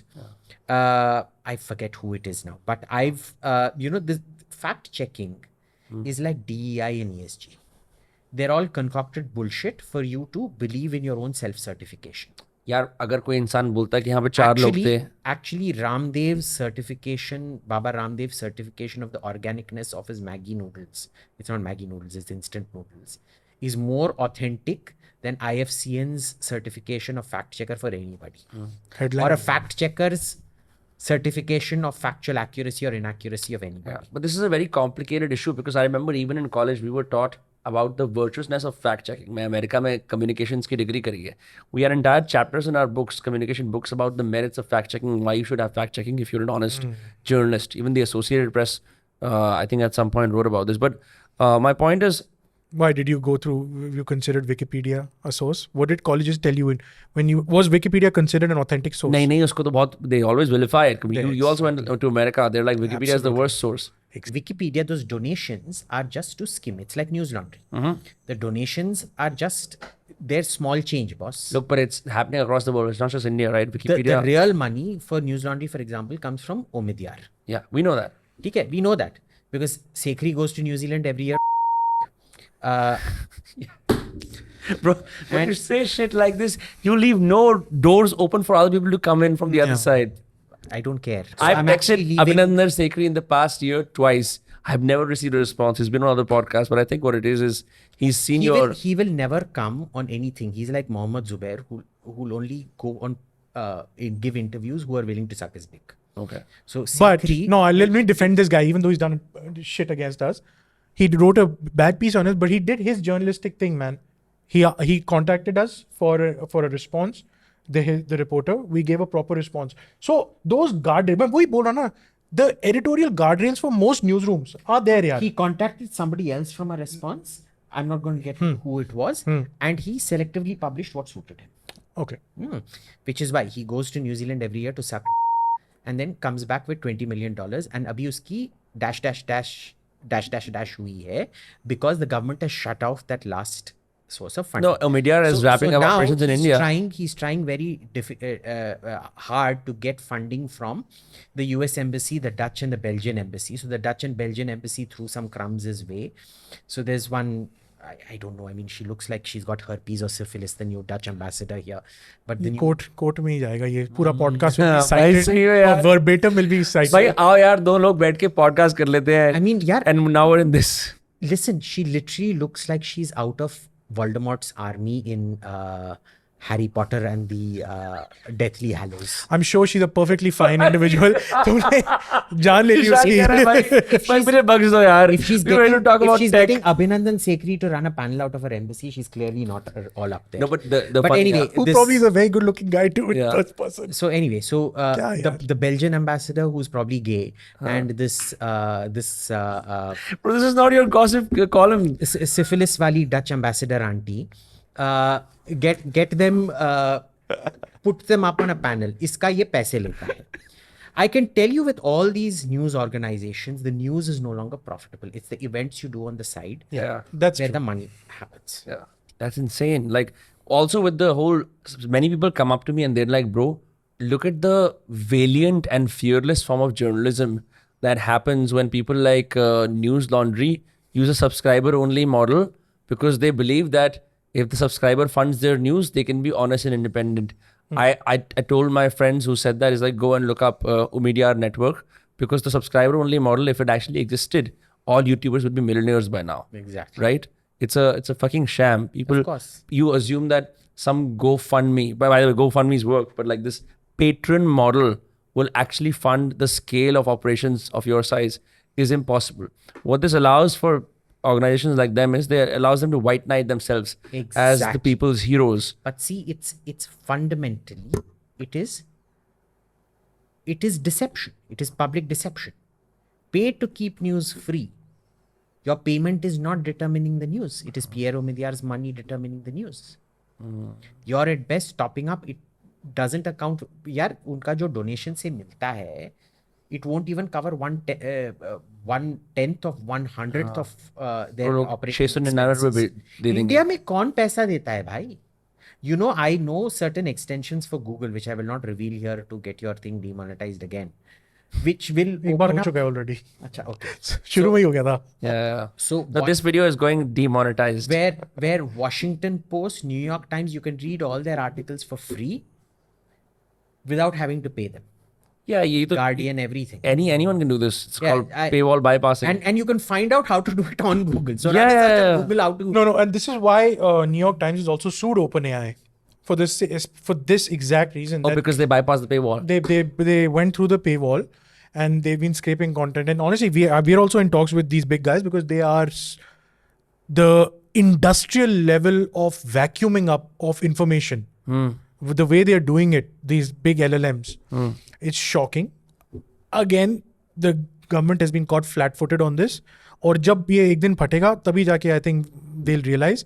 But it's the crawlings, because see, all of them rely on this thing called robots.txt. पुराना ये Google का was a crawler, and what these big guys like, whether it's Meta or whether it's ChatGPT, all these people, they have sort of piggybacked on robots.txt, and they invariably then get all this information from that, and they use it in their own sort of domain.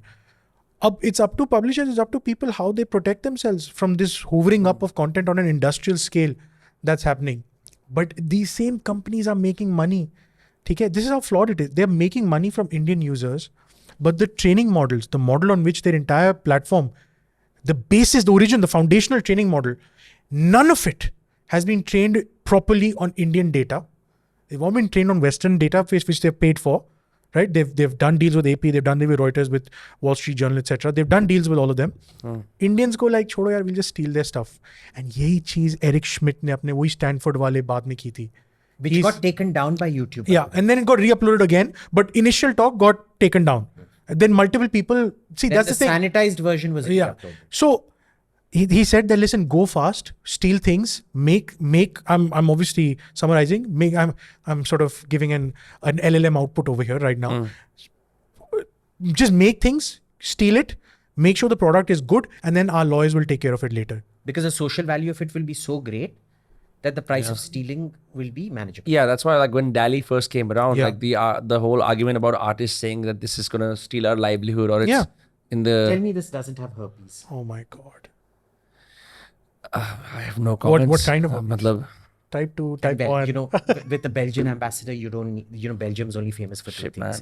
Chocolates and they invented chocolates so that they I'm could get gonna latch on to you like the best. The state of Belgium is going to slap a lawsuit on this podcast. For real, bro. Man, जो किस level पे? No, but it's true. DIY level पे just crossed a million subscribers. Belgium is only famous for chocolates and they invented chocolates so that they could get to the kids. See, number one, you're a serial litigator. Number two, you have your massive funding. Okay? Number three, you work and walk with Delhi's governments or think tanks. Okay? You're protected in any other way.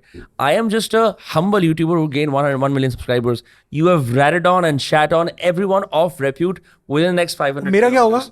मेरा तो भैया- सब कुछ मैं बोला ना, I'll be thrown out of the board. Completely fucked यार. But तूने नहीं बोला है ना कुछ भी. हाँ यार, by But he's sitting in association. the same goddamn camera frame, bro. And he's not even green lighting your stuff. He's just sitting like this. मैं क्या बोलूं भाई?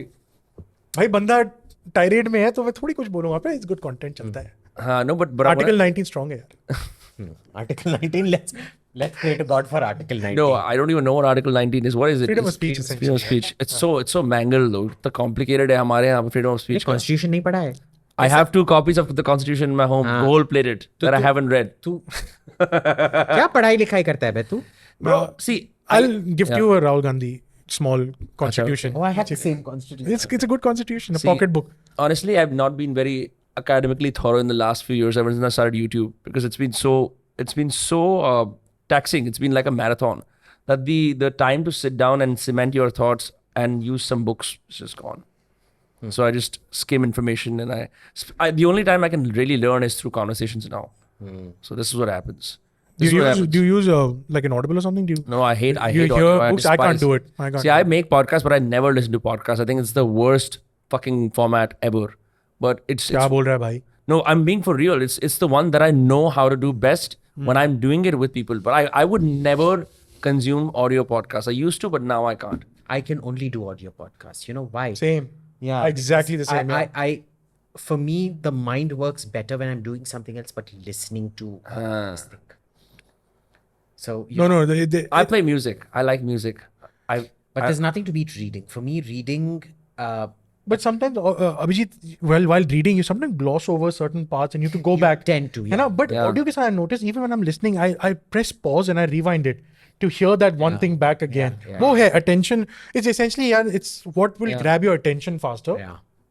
Whether it is your eyesight or your hearing. So let's talk about consumption patterns because I think we're all divided roughly by 10 and 11 years. I'm 27, you're 35, he's in his 40s, so we can talk about it. I'm 46. 46. It's perfect, right? It's Next, on the 3rd of September, I turn 46. I turn 35 tomorrow. क्या बात है.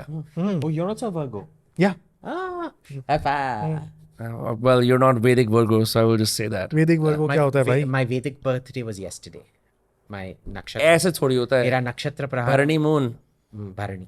Oh, but I have to make you meet my friend Aman Bedi. He's a nakshatra astrologer. And he has done extensive research on Bharani moons. Yeah, I think you would like him. You know, that's something I know nothing So I'm about. technically, I'm Mesha in the Indian calendar. So Mesha is Aries. Is it Aries? I have no idea. Yeah, It's It's Aries, yeah, I know that. So I'm Bharani Nakshatram, Mesha Rasi. क्या बात है. How amazing. You are not into...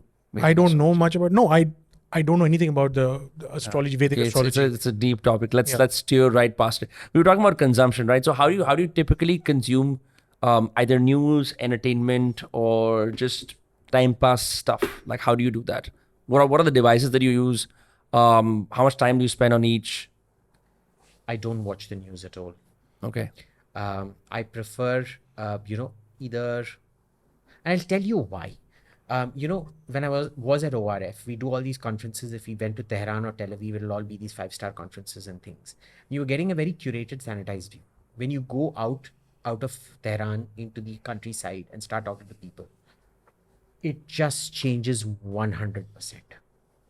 Okay, so I don't like people curating stuff for me.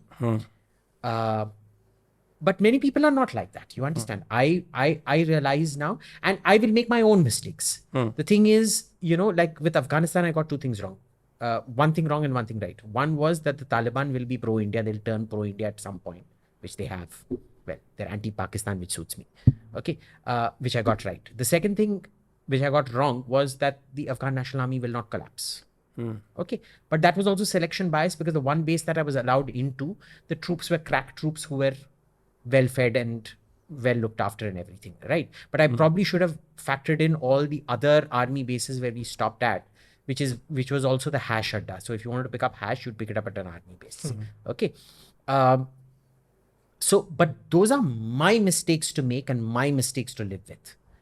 I have not based my thing on somebody else's mistake. Whereas all you get with news, like for example, when October the 7th happened, what you were watching on TV was totally different from the ground reports that were coming in uploaded by Palestinians themselves. On Twitter. So I find Twitter is a fantastic tool for proxy, primary research by proxy, because you actually have ground reporters coming in and doing this. Because they'll put up a picture and then immediately tweet it out. So one of the things I do is I follow ANI, because I've got my clips right there. Nice plug. Little plug. Follow ANI. Because I will get uneditorialized. There's no anchor out there doing any shit. I don't want an anchor. It's I'm just able footage. to make up my own mind. Yeah. It's just footage. Right. Which is why I don't Interviews, follow, footage, whatever. I don't follow any of these opinion channels, left or right, on YouTube. I have marked them all with, if it's a left-wing channel, I'll report it and then mark it as don't recommend me. If it's a right-wing You'll channel, report it? Yeah. For what? For bullshit. So for example, Dhruv Rathi's latest video on the Bengal rapes, utter disgrace, I reported it and then I...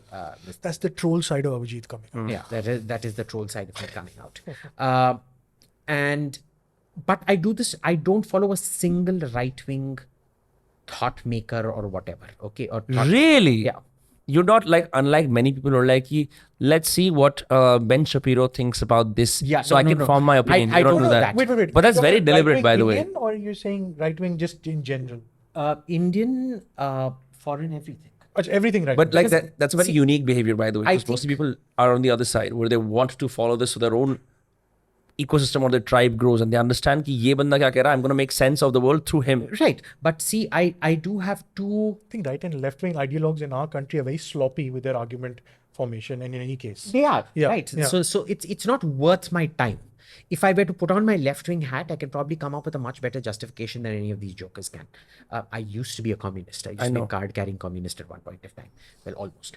I did it just to impress a girl here in college for one. Or you went to poetry slams and open mics. And, Something like that. and Something like But what happens is I do have an alert for Thomas Sowell and for Thomas Piketty. Because I do not like Piketty. I think his notion that, states need to prevent anxiety in people, employment anxiety and things like that. By anxiety, tera hai. The state has no bloody role to play in your anxiety. Tu jiye mare out of anxiety. Khana hai, अच्छा education है, अच्छा Medicare है, बस that is all the state can give you. उसके बाद तेरा anxiety, तेरा penile erectile dysfunction, ये स्टेट का काम नहीं है. समझ रहे हैं ना? So but anyway I still keep Piketty on because I find he is a good weather vane of what is this leftist person economic dead or thought alive? is. Because Sowell is He's dead. alive. He's alive, but all his interviews with this thing keep coming out, right? His interviews with the what is it? वो Berkeley में जो है, the conservative think tank within Berkeley. Within Berkeley. Within UC Berkeley. What an anomaly. I forget now. But anyway, Rand? No, not Rand. Rand is DC. but every time his new videos get uploaded, I just love reading so well. I also read a lot of Piketty, by the way. Okay. Just to You watch memes on Instagram, DMs and no, shit? I don't. And I find it like every time I'm reading Piketty, sometimes I get angry, but most of the times I'm laughing at how naive he is. Yeah. Right. With Sowell, I agree with a lot of what he says. So, but it's to reinforce, are my thoughts valid?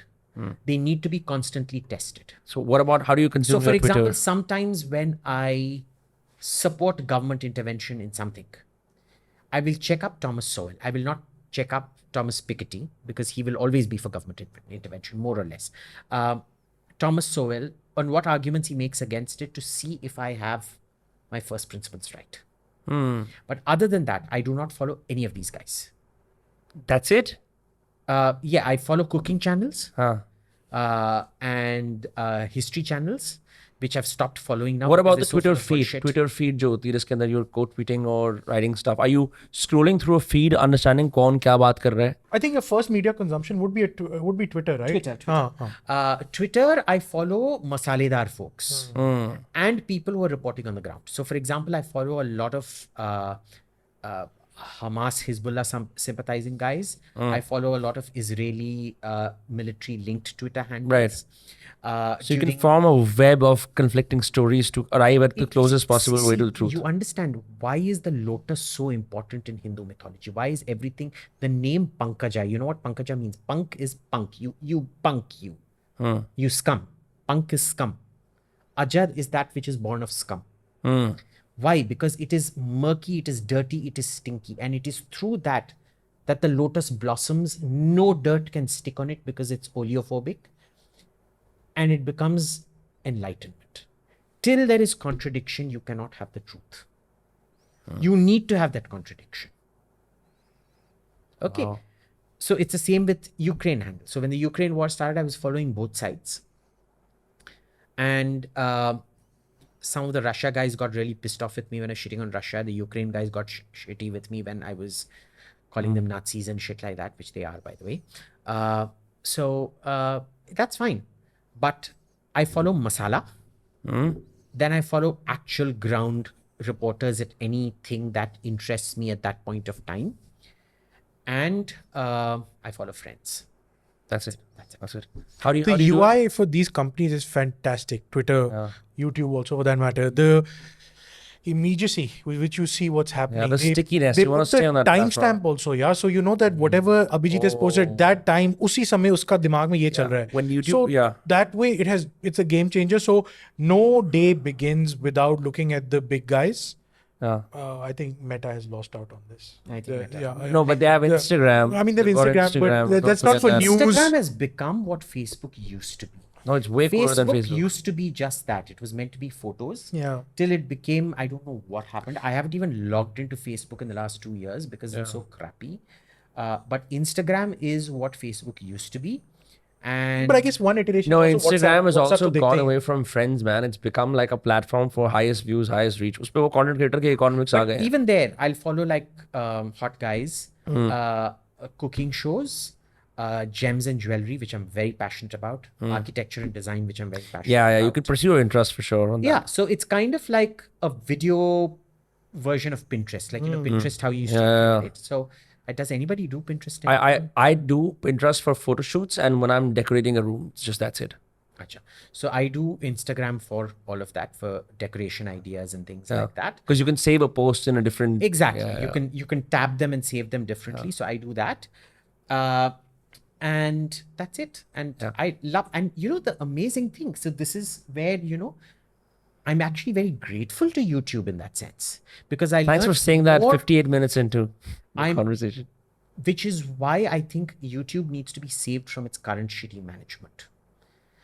Because the current guys running it aren't the people who made it great. These are the rotters who are taking it down the drain. So what happens with YouTube is I actually learned more about YouTube from these Raste Wala small cooks. who I think are infinitely more talented than our loser celebrity chefs. Much more honest than our celebrity chefs. Much better teachers and explainers than our celebrity chefs and things like that. Even design. There are people who talk about flaws in buildings. There are, these little black book and architecture digest that will go and say, come, or there's a guy called Harry Dutt who goes into the worst, the ugliest Punjabi design you can find. It opens up into this magnificent room with a glass chandelier. I'm like, ये क्या रंडी घर है? अच्छा वो realtor है? हाँ. I'm like, how do you find this attractive? A public bathroom is more attractive than this. Yeah, but उसका price point different होगा ना? Who is marketing too? Yeah, but no. It's even the builder floor guys who just advertise builder floors. They don't even know space planning. Something as basic as space planning. They must have seen Sirhant on Netflix and seen those strategies and picked it up. So there are things like, and then there are smaller guys who are talking about things like light कैसे लगाना चाहिए, lighting पे आपके क्या considerations आने चाहिए, plumbing में आपका force क्यों नहीं आता है पानी में. Agar aapko, if you want to take a longer bath, what are your heating options, things like that. What is the benefit of double glazed versus triple glazed? Is it just noise? Is it dust? Is it this? Yeah. There are so... You follow nerds. It's democratized information in a way Twitter also has. The problem is Twitter has deregulated. YouTube has over-regulated to the point where it needs to be smashed down, and some of its executives probably need to be spending some time in jail, where it then finds its this thing. Because I will clearly say this: if YouTube continues down the path it is going, I am going to keep advocating for all its intellectual property rights and its monetization to be removed. They should not be able to make money out of India. Yeah. YouTube's ARPU is huge in India, right? They make so much money from users. Yeah. So I guess the regulation not that much. Far more in Western countries. यहाँ पे as compared to the other UI, other companies. That's why. नहीं हाँ क्योंकि यहाँ के लोग पागलों की तरह देखते हैं YouTube. It's an obsession. It's a lifestyle. It's anyway. You were talking about. Yeah, I was talking about like how do you consume your social media news. What does your consumption pattern look like? Okay. So yeah, I'm in the news business. So I have to be updated all the time. Plus, we're in the agency business. That means we have to be ahead of the news cycle. Yeah. That's why people subscribe to individual. us. Individual. First thing is I open up my phone. You see just the WhatsApps. Whatever has happened overnight, सब कुछ पता चल जाता है. उसमें 37 new messages. Stress, like, anxiety. It just keeps populating. I know I missed this. ये हुआ. Things get flagged up. So first thing is you triage what has happened overnight because DC is sleeping. They've woken up. They've done something. तो वो सारा आ जाता है हमारे पास. So that first triage what has happened over there. After that you actually begin the process of reading the news. Then obviously you open up X for breaking news. That is the portal. And you take a look at what's happening around the world, what's happening over here in India, what the trending news cycle is. ये सब देख लिया. फिर उसके बाद YouTube में they just general snapshot पता चल जाता है what stories are getting the most traction on channels, and we know that okay, let's put some eyeballs onto this particular story, get reactions on this, etc., etc. So that's the business side is taken care of. News, all the English newspapers, the original, the sort of the legacy newspapers. You read all of them. Pretty much. I mean, I skim through all of them. So you're consuming news non-stop? Non-stop. How do you not go insane? I guess it's just I'm born into the family. Yaar. We do go insane. ऐसी बात नहीं है. We 100% do go insane. It takes a toll on mental health. For sure it does. Do you watch memes? 100% I do. I love memes. Okay, watch it. I must send you some. But I have some very dang memes. Some mega dang memes that I think even he's uncomfortable watching. I don't find memes interesting. Like memetic memory. Memes are very important. I know. See, but I like the gratification, immediate one. Yeah. So it's a different behavior. So I get that little hints of dopamine hit. I'll watch a meme.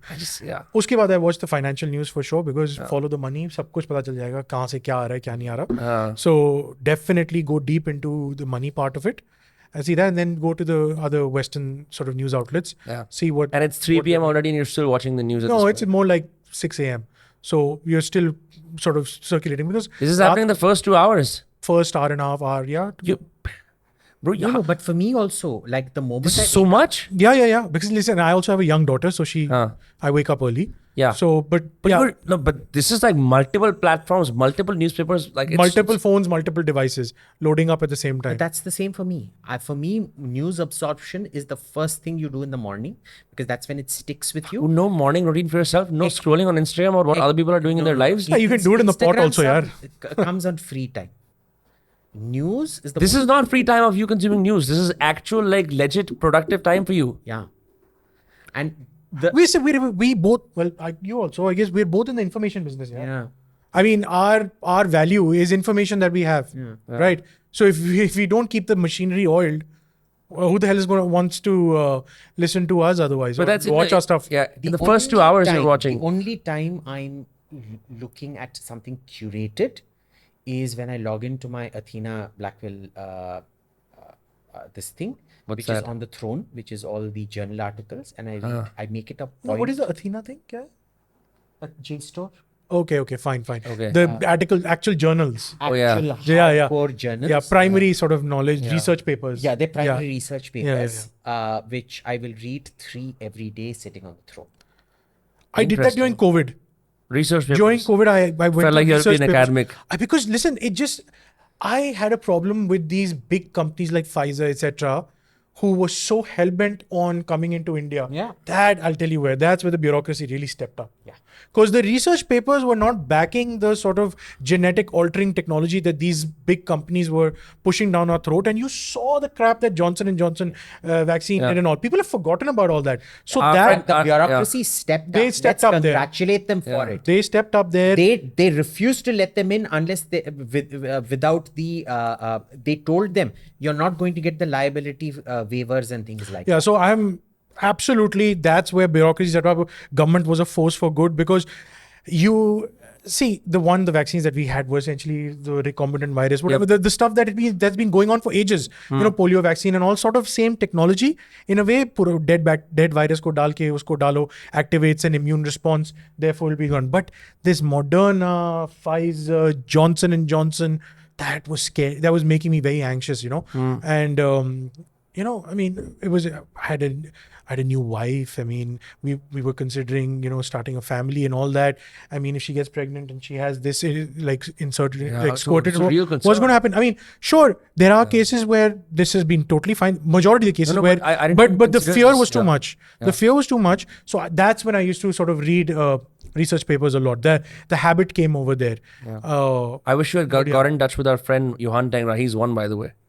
He won, no? Yeah, Thank God. he won. Yeah. He's, And- making money, very happy with it now. Yeah. Because that chapter is basically a friend of mine, a small deviation. And it took so much courage to go against the tide. No, because he bro, he's a faced it all monster. out. He's a What was this? monster. Johan is the one that His name is Yohan Tengra. He ran a YouTube channel called Anarchy of Freedom. He was a conspiracy researcher. In the pandemic, he realized that this AstraZeneca ka vaccine tha, that this was problematic and this was, causing side effects. So he started doing rallies in Pune and he got a few lawyers behind him. And then the Poonawala slapped a 100 crore defamation case against him.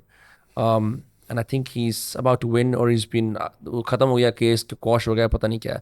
But I met him recently. He's quite happy. He's moved past that. Good. But he was he was like 24 years old, alone the face of this movement against AstraZeneca at a time when the government is also supporting it. Yeah. and he needs to sue YouTube for deplatforming him. Yeah, I guess. Yeah. Yeah. So this is the imagine, scary thing. The YouTube, hindsight. honestly, for such reason, there has to be. platformed Yohan Tengra for being right. Yeah. And they still have not removed videos from these pharma majors who are actively peddling bullshit. I think Reparations he are in should order. sue them. He should also file criminal charges against them. That was a very polarizing time. Us samay, even the media organizations, the way they would peddle a lot of this pharma stuff was kind of scary. And there was a conflict of interest in many such cases as well, where there were representatives sitting on the board. I don't think there were disclosures made at that time. I'm not going to take names, but every story should have had a disclaimer that XYZ sits on the board of my company. Yeah. But the That's story's what out it there. is. And the worst was this I mean, guy sorry, called Peter Daszak and that Eco Health Foundation. I don't know what this is.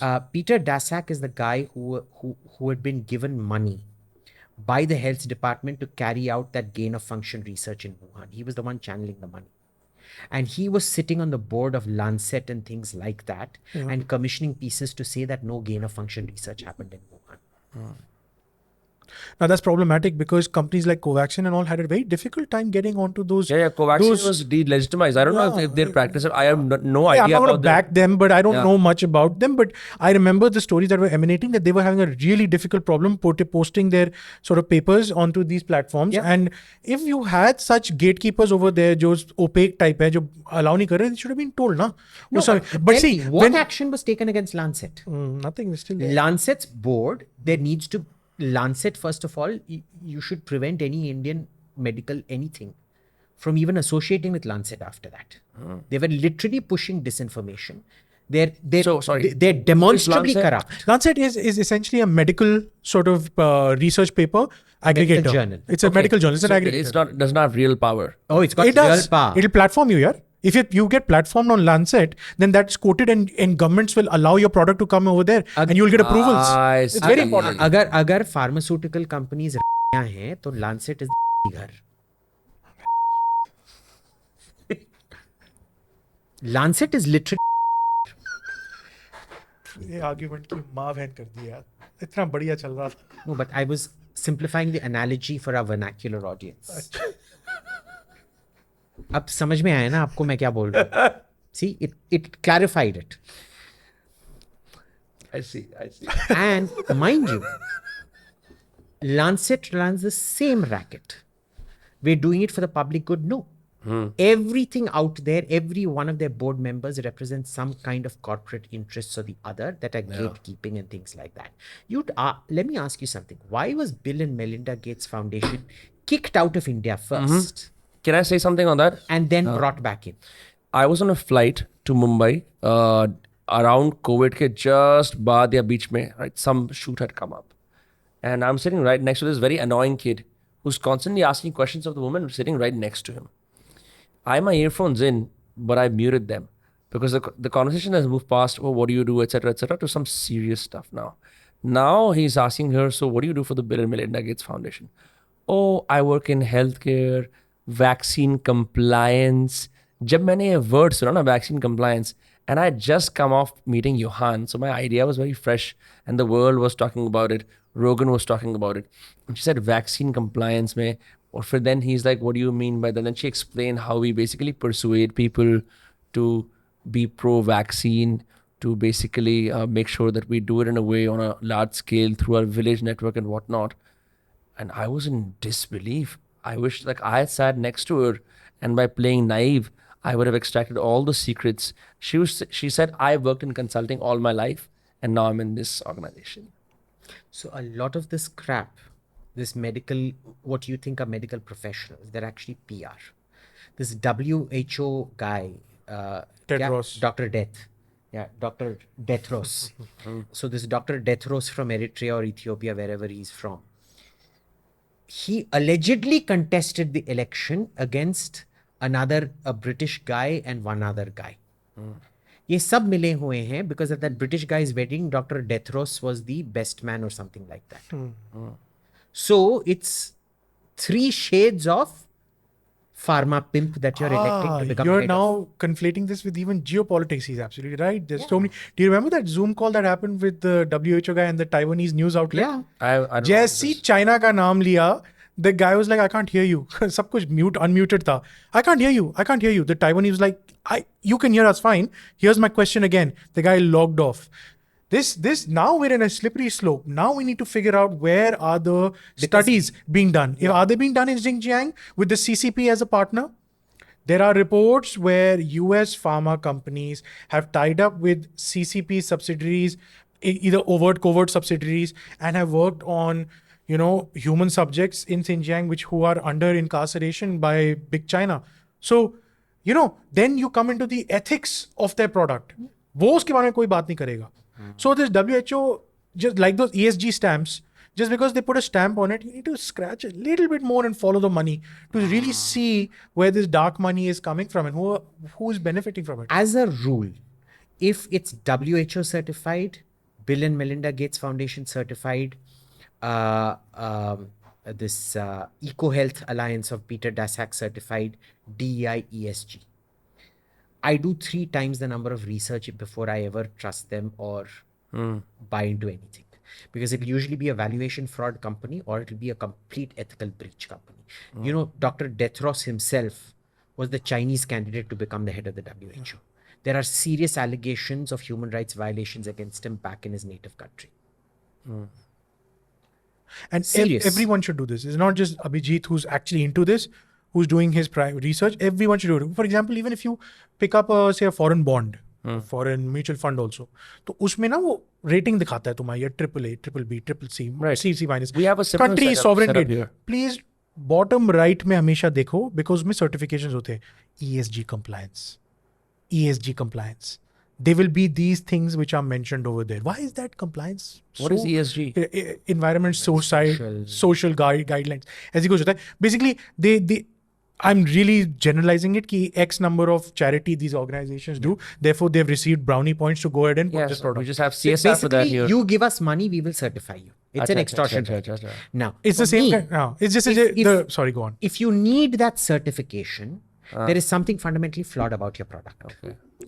And there are examples in history going back this. The stock market collapse in America when it happened over there. Moody's were giving those same junk bonds, the housing market when it collapsed, AAA ratings. AAA ratings means it's a country rating, a sovereign. It won't sort of collapse, right? It's some of the highest ratings.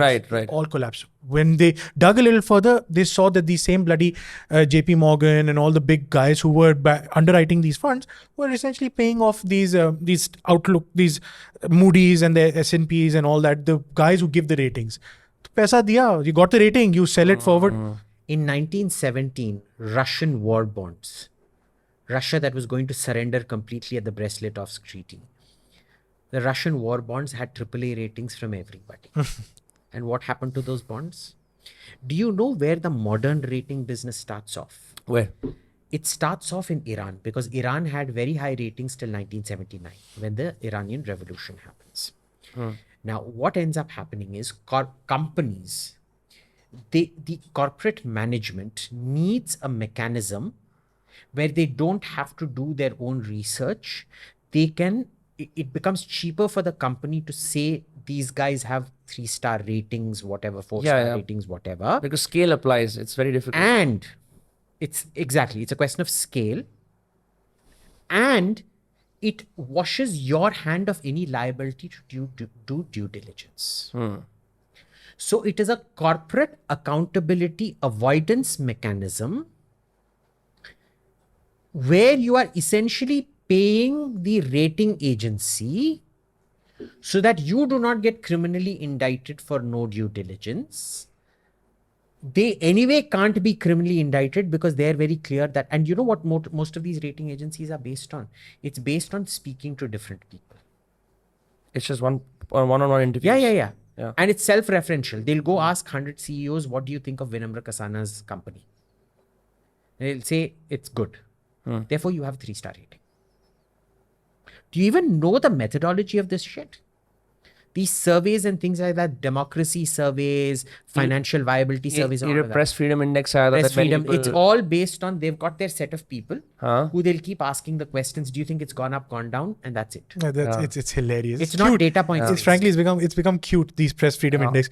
Jahan censorship official hai, wo humse aage hai. You follow this woman, her name is Michaela Stonecross. She's Rose Chasm on Instagram, the American journalist who talks about South Delhi aunties and whatnot on Instagram. Right? I interviewed her. She was talking about how American journalists will come to India and then have their Indian counterpart do the hard work, and then they can, paint India's poverty porn abroad without doing any due diligence. It's worse than taxi driver journalism. The best membership to have is not Gymkhana, because Gymkhana looks like a slum. FCC is even more slummy. वो सरकारी D2 flat दे रखा है उनको. Typical सरकारी D2 flat, disgusting place. So it's not Gymkhana, it's not FCC. Delhi Golf Club is like a low class bloody bhandar. It's like one of those South Indian Bombay restaurants where you have to sit in benches and eat with people. He's going to alienate the entire country at this point. The Northeast bach gaya. The best point in Delhi is the Diva Cafe at the Italian Cultural Center. Okay, you go there. Well, who can go there? Everyone. Everyone can go there if you've got membership. Okay, yeah. You don't. I do. Oh, you need a membership to get in there. तब हम किसी viewer को बता रहे हैं तो बोलते करेगा हम कैसे जा सकते हैं? That's why I'm asking. To apply for membership, na? Okay. Anyway, so every diplomat worth his salt and every journalist comes there. Indian journalist.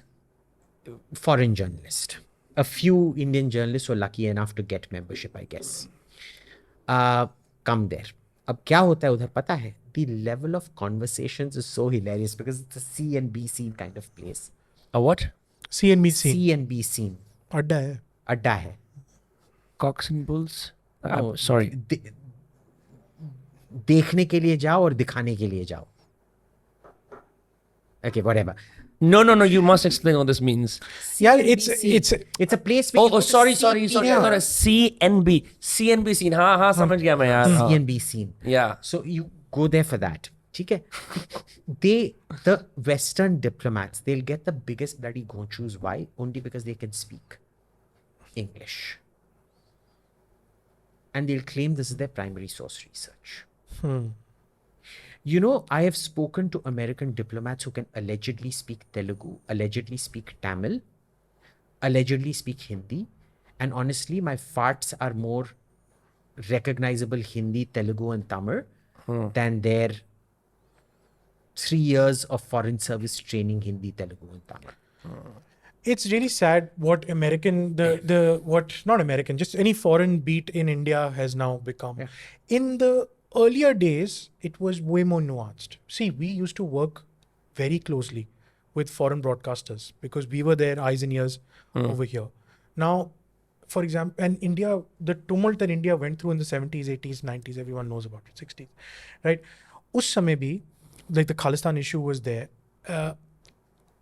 Foreigners could genuinely word. So Mark Tully, he would report on it extensively. A lot of it was also first-hand, but a lot of it was also captured by people like us. So one of our legends in our company, Mr. Surinder Kapoor, he's the godfather of video journalism, video news in this country, right? He's done all the time.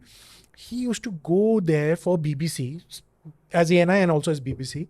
He would go there and get amazing footage inside Golden Temple, Bhindranwala, with the sort of the guns, the ammunition during the siege also and everything.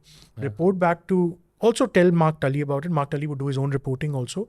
And Satish Jacob also was there at that time. Satish Jacob. At that time, the budgets of these foreign organizations were pretty large. So they would actually invest in good information, reputable sources. And they would care. And they would not discredit that information. That just because a brown skin gave them that information doesn't mean we discredit it. It would be involved in their news reporting as well. Some of the best information, documentaries, videos of India of that time came from these foreign organizations. Whether it's the Bhopal gas tragedy or the Khalistan issue, it was here. NBC, I remember because I was a kid at that time when the Bhuj tragedy happened, the horrific earthquake that happened over there. NBC, BBC, Reuters, all these people, they spent vast amount of resources. Flew in teams from Thailand. Usually that used to be the headquarters of the Asia Pac. Someone from broadcast anchor would come from America, Europe, wherever, and they would be positioned in the disaster zone and report everything, the good the government is doing, the bad, everything. And you know, at that time, governments itna negative nahi hote the because they would see that broadcast. Pehli baat to, there was no internet, so all satellite broadcasts. They would see it. They'd be like, yeah, this is not wrong. What they're showing is not wrong, and they would work on it.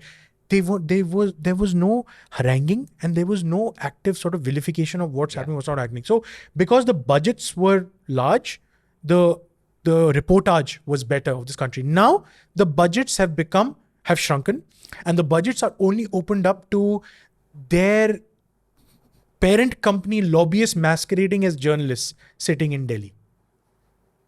They are not journalists, they're lobbyists. Lobbying the government for the other larger business ventures of the media owners. And the India desk used to be given to seasoned hands. So you take the, boy or girl, tranny, that is the Guardian ki correspondent here. Now, 1 year prior to this, she was in Bangkok covering ladyboys. And before that, she was covering the fashion, or he or it, I don't know what it is, covering the fashion beat in London. Fashion say, lady boys say, you're covering something as complex as India, which even, I mean, do you understand India? Nope. I don't. Nope. I mean, even at our best, we probably understand only 1% of it. I learn every day. But ये parachute में IX हैं, I don't know what their gender is in Hindi, so IX हैं, और बकवास X लिख हैं. Oh my God. But his point being that people with no contextual knowledge Zero. are coming here. Zero. You can't have an India correspondent who does not have some serious background. Yeah. You can't have India correspondents who are only willing to talk to people who interpret things into English for you. Yeah. Can you remember the last big foreign correspondent who was in India who did a bang-up job, who sort of understood it? I can't. Actually, it was also the Guardian, Jason Burke. मुझे याद नहीं है.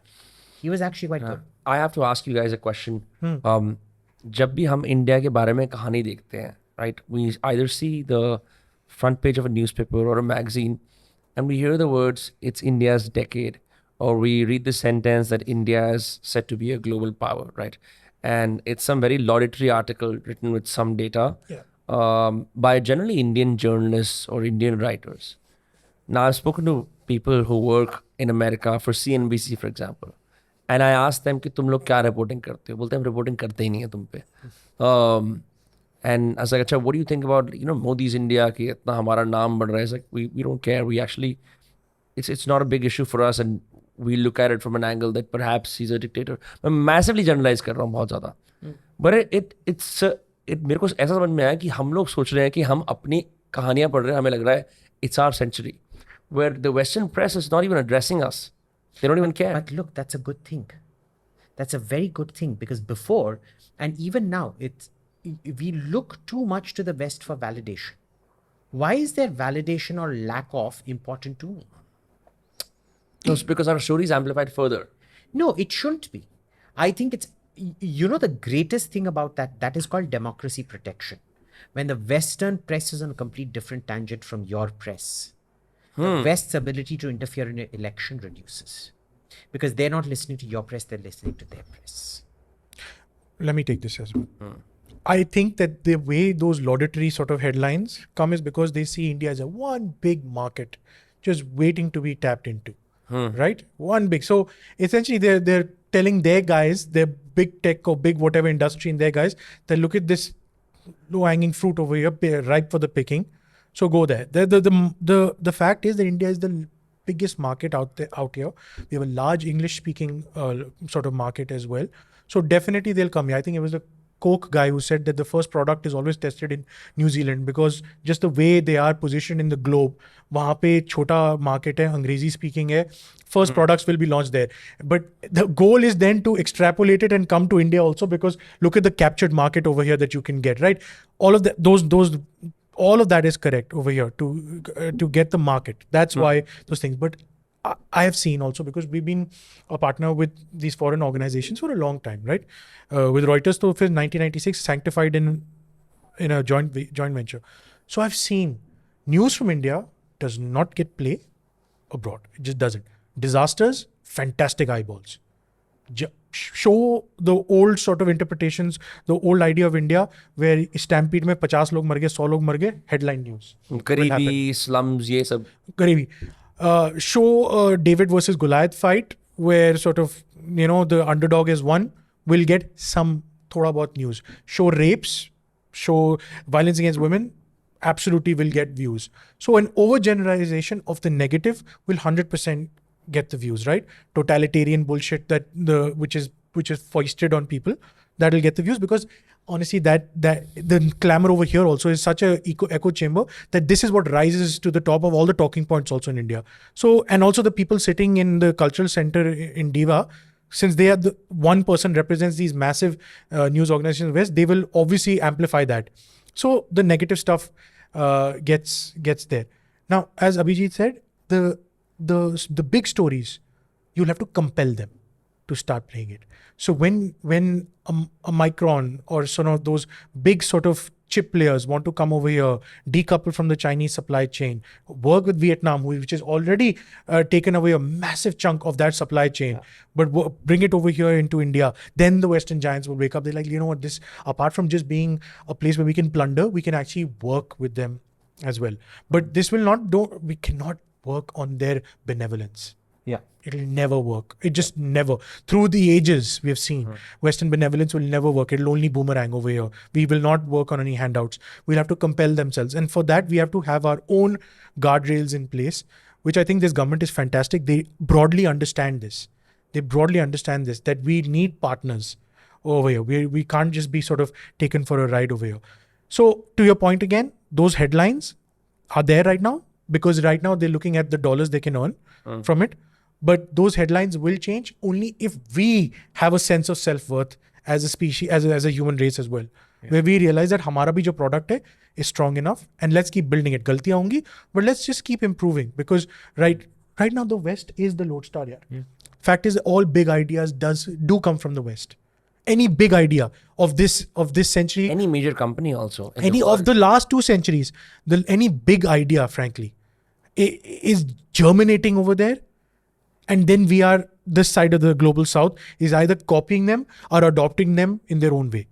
Now it's up to us how we have now understood how those ideas germinate.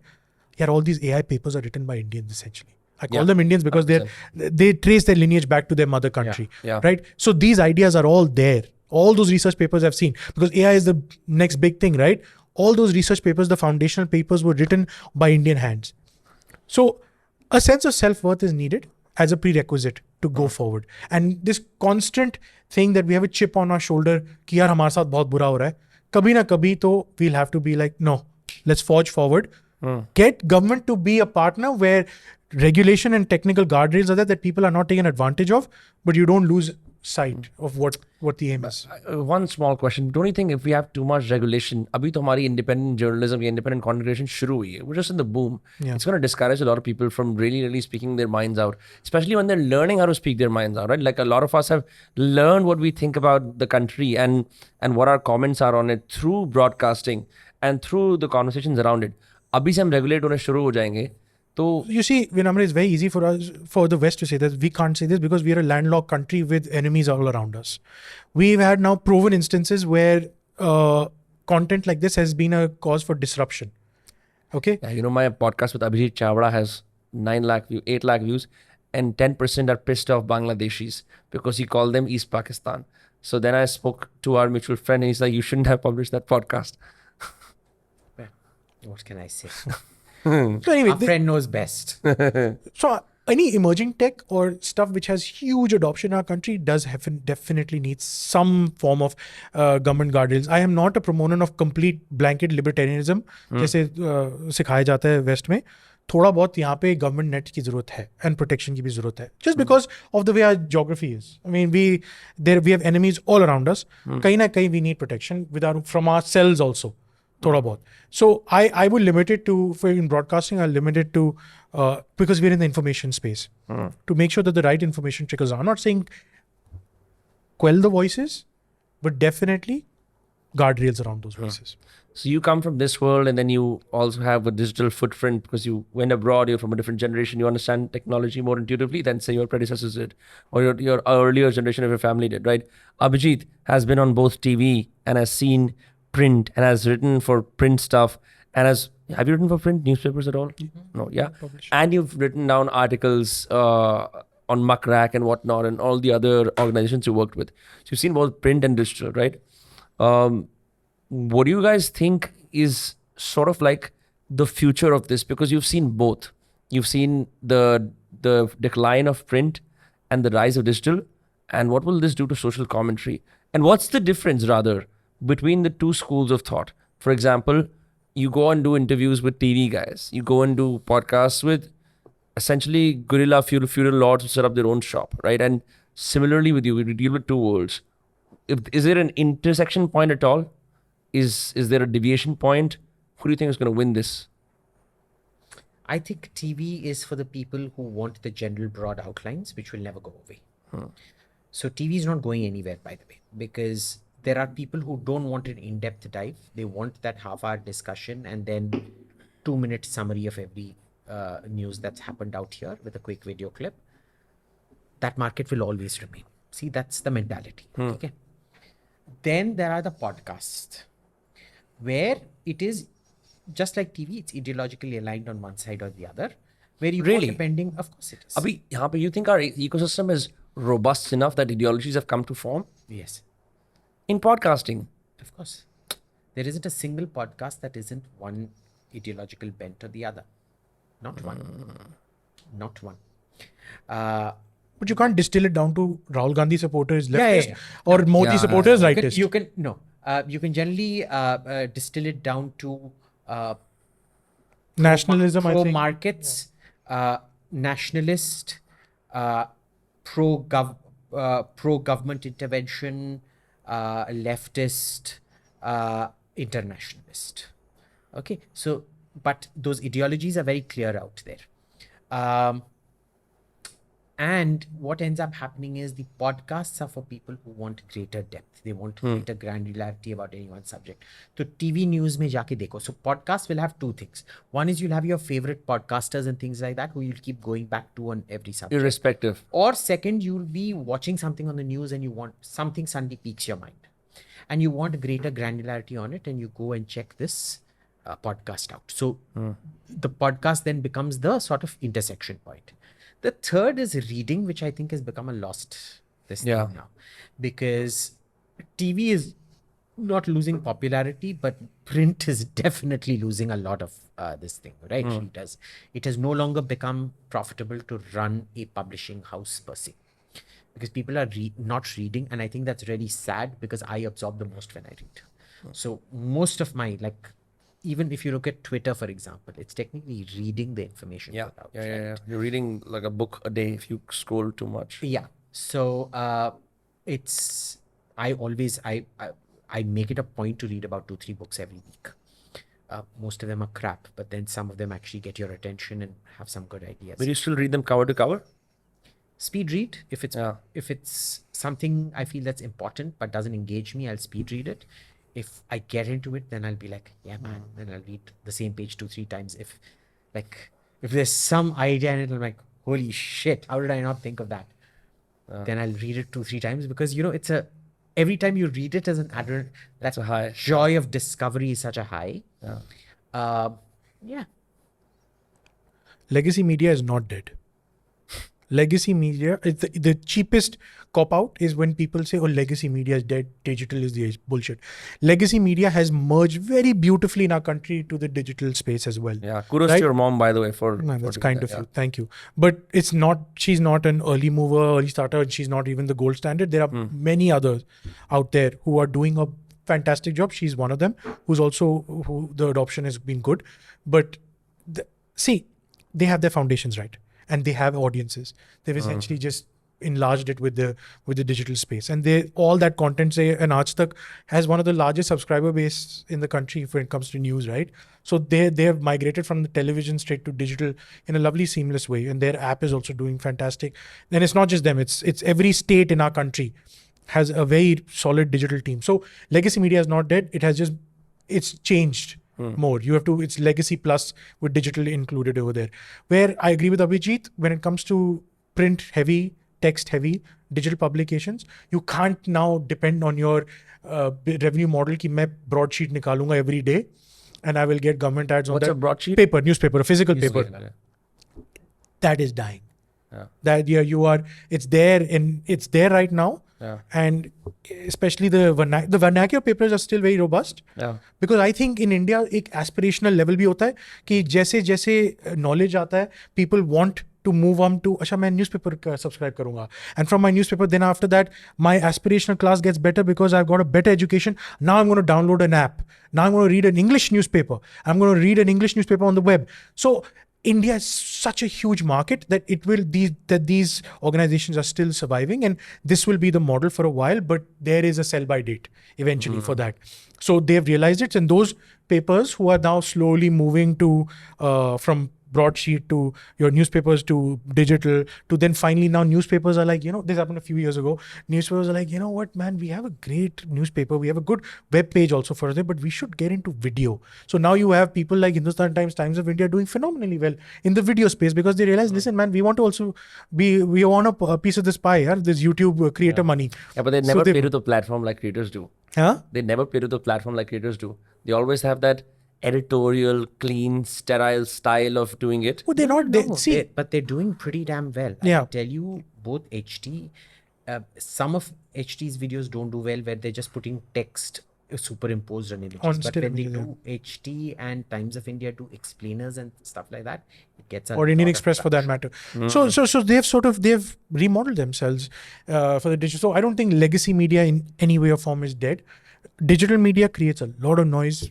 Zindabad, bahut achhi baat hai. But listen to me, you are not your own beast. You're still competing with legacy media. So please consider all of these people as one and the same. And at ANI as an agency, we cater to the digital space and we cater to the so-called legacy space as well. So we are seeing there's a uniformity when it comes to that content. So that's my little two cents on it. What a fantastic time with both of you. Sincere pleasure to have you on the podcast and for you to sit with Abhijit and see him explode in all the ways he does. Yeah. Normally I'm behind the screen. I don't really come on camera like this. No, I've seen you a few times on camera. Sometimes I come, yeah. But now it's too late. But yeah, as always, it's been a pleasure. And thank you for this illuminating discussion on media, big tech and other things. And I hope to see you again on this podcast. And of course, it's a pleasure. This was Dostcast. Subscribe karna mat bhulna. This was Abhijit Iyer-Mitra. You can follow him on Twitter. This is Ishaan Prakash. Also, you can follow him on Twitter. And we'll see you all on the next episode. Take care. Bye-bye. Sayonara. Jai Hind. Thank you. It was such a pleasure demonetizing you once more. I'm just here for that idea. Bahut sahi.